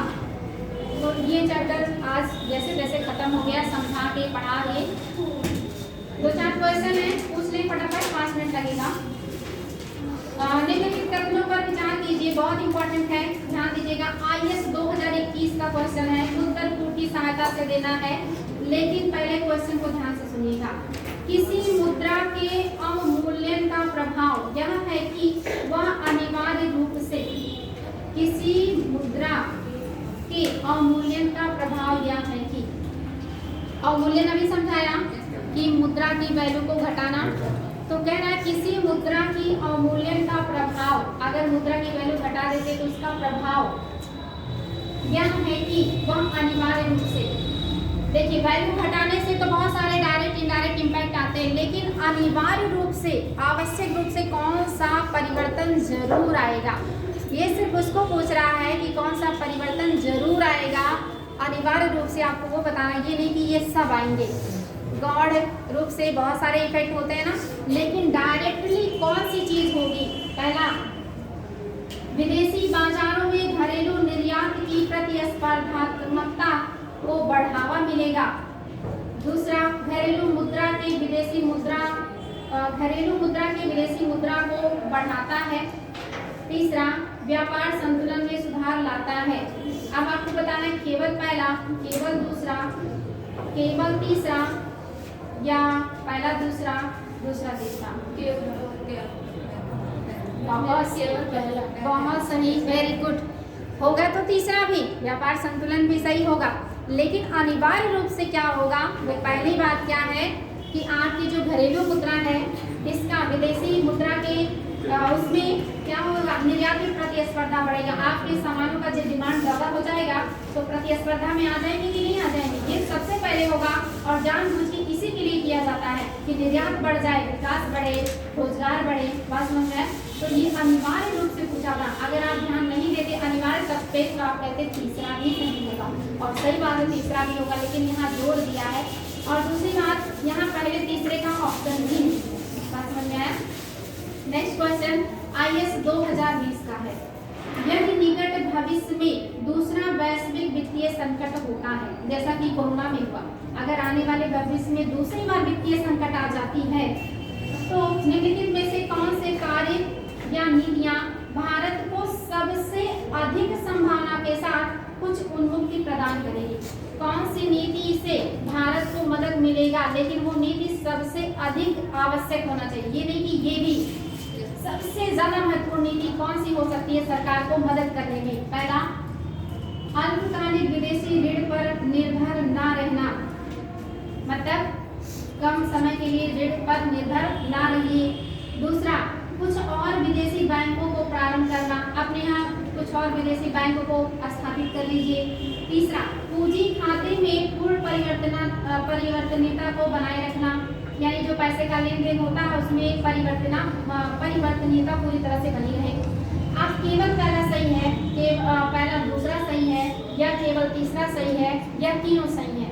जो सबसे महत्वपूर्ण कदम भारत सरकार को मदद कर सकती है अगर वित्तीय आपात आता है, वो कौन सा कदम है सबसे महत्वपूर्ण? पहला कि सरकार को अल्पकालिक ऋण नहीं लेना, क्योंकि ऐसे ही वित्तीय संकट आया है, आप अल्पकालिक लेंगे तो तुरंत वापस कैसे करेंगे, ऐसे में आपको दीर्घकालिक ऋण लेना चाहिए। अभी मैंने बताया कि जब आपकी कंडीशन अच्छी ना हो तो कौन सा ऋण लीजिए, दीर्घकालिक ऋण लीजिए। तो ये सबसे महत्वपूर्ण कदम हो सकता है कि IS 2020 का क्वेश्चन है। पढ़ा हुआ सब कुछ है, लेकिन क्वेश्चन देखिए कितना टेक्निकल है कि हो सब कुछ सकता है, सारी चीजें मदद करेंगी, लेकिन सबसे महत्वपूर्ण कदम आपको बताना है, सारे नहीं बताने हैं। नेक्स्ट है आपका 2020 का ही क्वेश्चन है, IS का है, भारत में प्रत्यक्ष विदेशी निवेश के संदर्भ में कौन सी उसकी प्रमुख विशेषता मानी जाती है? प्रत्यक्ष विदेशी निवेश के बारे में कौन सी उसकी प्रमुख विशेषता होगी? पहला, यह मूलतः किसी सूचीबद्ध कंपनी में पूंजीगत साधनों द्वारा किया जाने वाला निवेश है, यानी प्रत्यक्ष विदेशी निवेश में आप केवल किसी कंपनी में पूंजीगत निवेश ही करेंगे। दूसरा, यह मुख्यतः ऋण सृजन ना करने वाली पूंजी प्रवाह है। तीसरा, यह ऐसा निवेश है जिससे ऋण समाशोधन अपेक्षित होता है। चौथा, यह विदेशी संस्थागत निवेशकों द्वारा सरकारी प्रतिभूतियों में किया जाने वाला निवेश है। कोई एक पॉइंट है जो आपको बताना है। 4 ऑप्शन है। एक ऑप्शन आपको बताना है कि कौन सा है जो भारत में प्रत्यक्ष विदेशी निवेश के संदर्भ में उसकी सबसे प्रमुख विशेषता मानी जा सकती है। यह मूलतः किसी सूचीबद्ध कंपनी में पूंजीगत साधनों द्वारा किया जाने वाला निवेश है क्या? या यह मुख्यतः ऋण सृजित न करने वाला पूंजी प्रवाह है? या यह ऐसा निवेश है जिसमें ऋण समायोजन अपेक्षित होता है? तीसरा और चौथा है यह विदेशी संस्थागत निवेशकों द्वारा सरकारी प्रतिभूतियों में किया गया निवेश है। प्रत्यक्ष विदेशी निवेश में कौन सा पॉइंट है जो सबसे ज्यादा इम्पोर्टेंट है, जो सबसे सही आपको डेफिनेशन दे रहा है इसका? देखिए पहला तो सही नहीं है क्योंकि यह मूलतः किसी सूचीबद्ध कंपनी में केवल पूंजीगत निवेश की कोई बात नहीं है। आप वहाँ पे और भी चीजों को कर सकते हैं। और तीसरा कह रहा है यह ऐसा निवेश है जिससे ऋण समायोजन अपेक्षित होता है, यानी कि जो आपके पास ऋण है, ऊपर ऋण है, आप उसको समायोजित कर सकते हैं। दूसरा कह रहा है यह मुख्यतः ऋण सृजन न करने वाली पूंजी प्रवाह है, यानी कि अगर कोई आपके यहाँ निवेश करता है तो इससे आपके ऊपर कोई बर्डन नहीं पड़ेगा, कोई ऋण आपके ऊपर नहीं पड़ेगा। कौन सा सही है? दूसरा। अभी मैंने बताया कि अगर आप यहाँ कोई निवेश कर रहा है, प्रॉफिट होगा तो प्रॉफिट, लॉस होगा तो लॉस, आपके ऊपर उससे कोई बोझ नहीं पड़ेगा। सबसे महत्वपूर्ण पॉइंट ये है। बाकी सभी सही हैं लेकिन उपरोक्त का ऑप्शन नहीं है। तो एक जो सबसे महत्वपूर्ण है वो क्या है, आपके ऊपर कोई बर्डन, कोई बोझ नहीं पड़ता है। बात समझ में आ गया ना? सब कुछ पड़ा हुआ है लेकिन दबाव बहुत बड़ी चीज़ है। अच्छा मुझे लगता है ज़्यादा लेट हो जाएगा मुझे, अभी 5-6 क्वेश्चन आए इसके, तो बाकी कल कर लेते हैं। सर आए हैं, वेट कर रहे हैं, क्योंकि कल मिलते हैं। समझ में आ रहा है? ये सब क्वेश्चन सॉल्व करके पता चल रहा होगा कि कैसे पढ़ना है।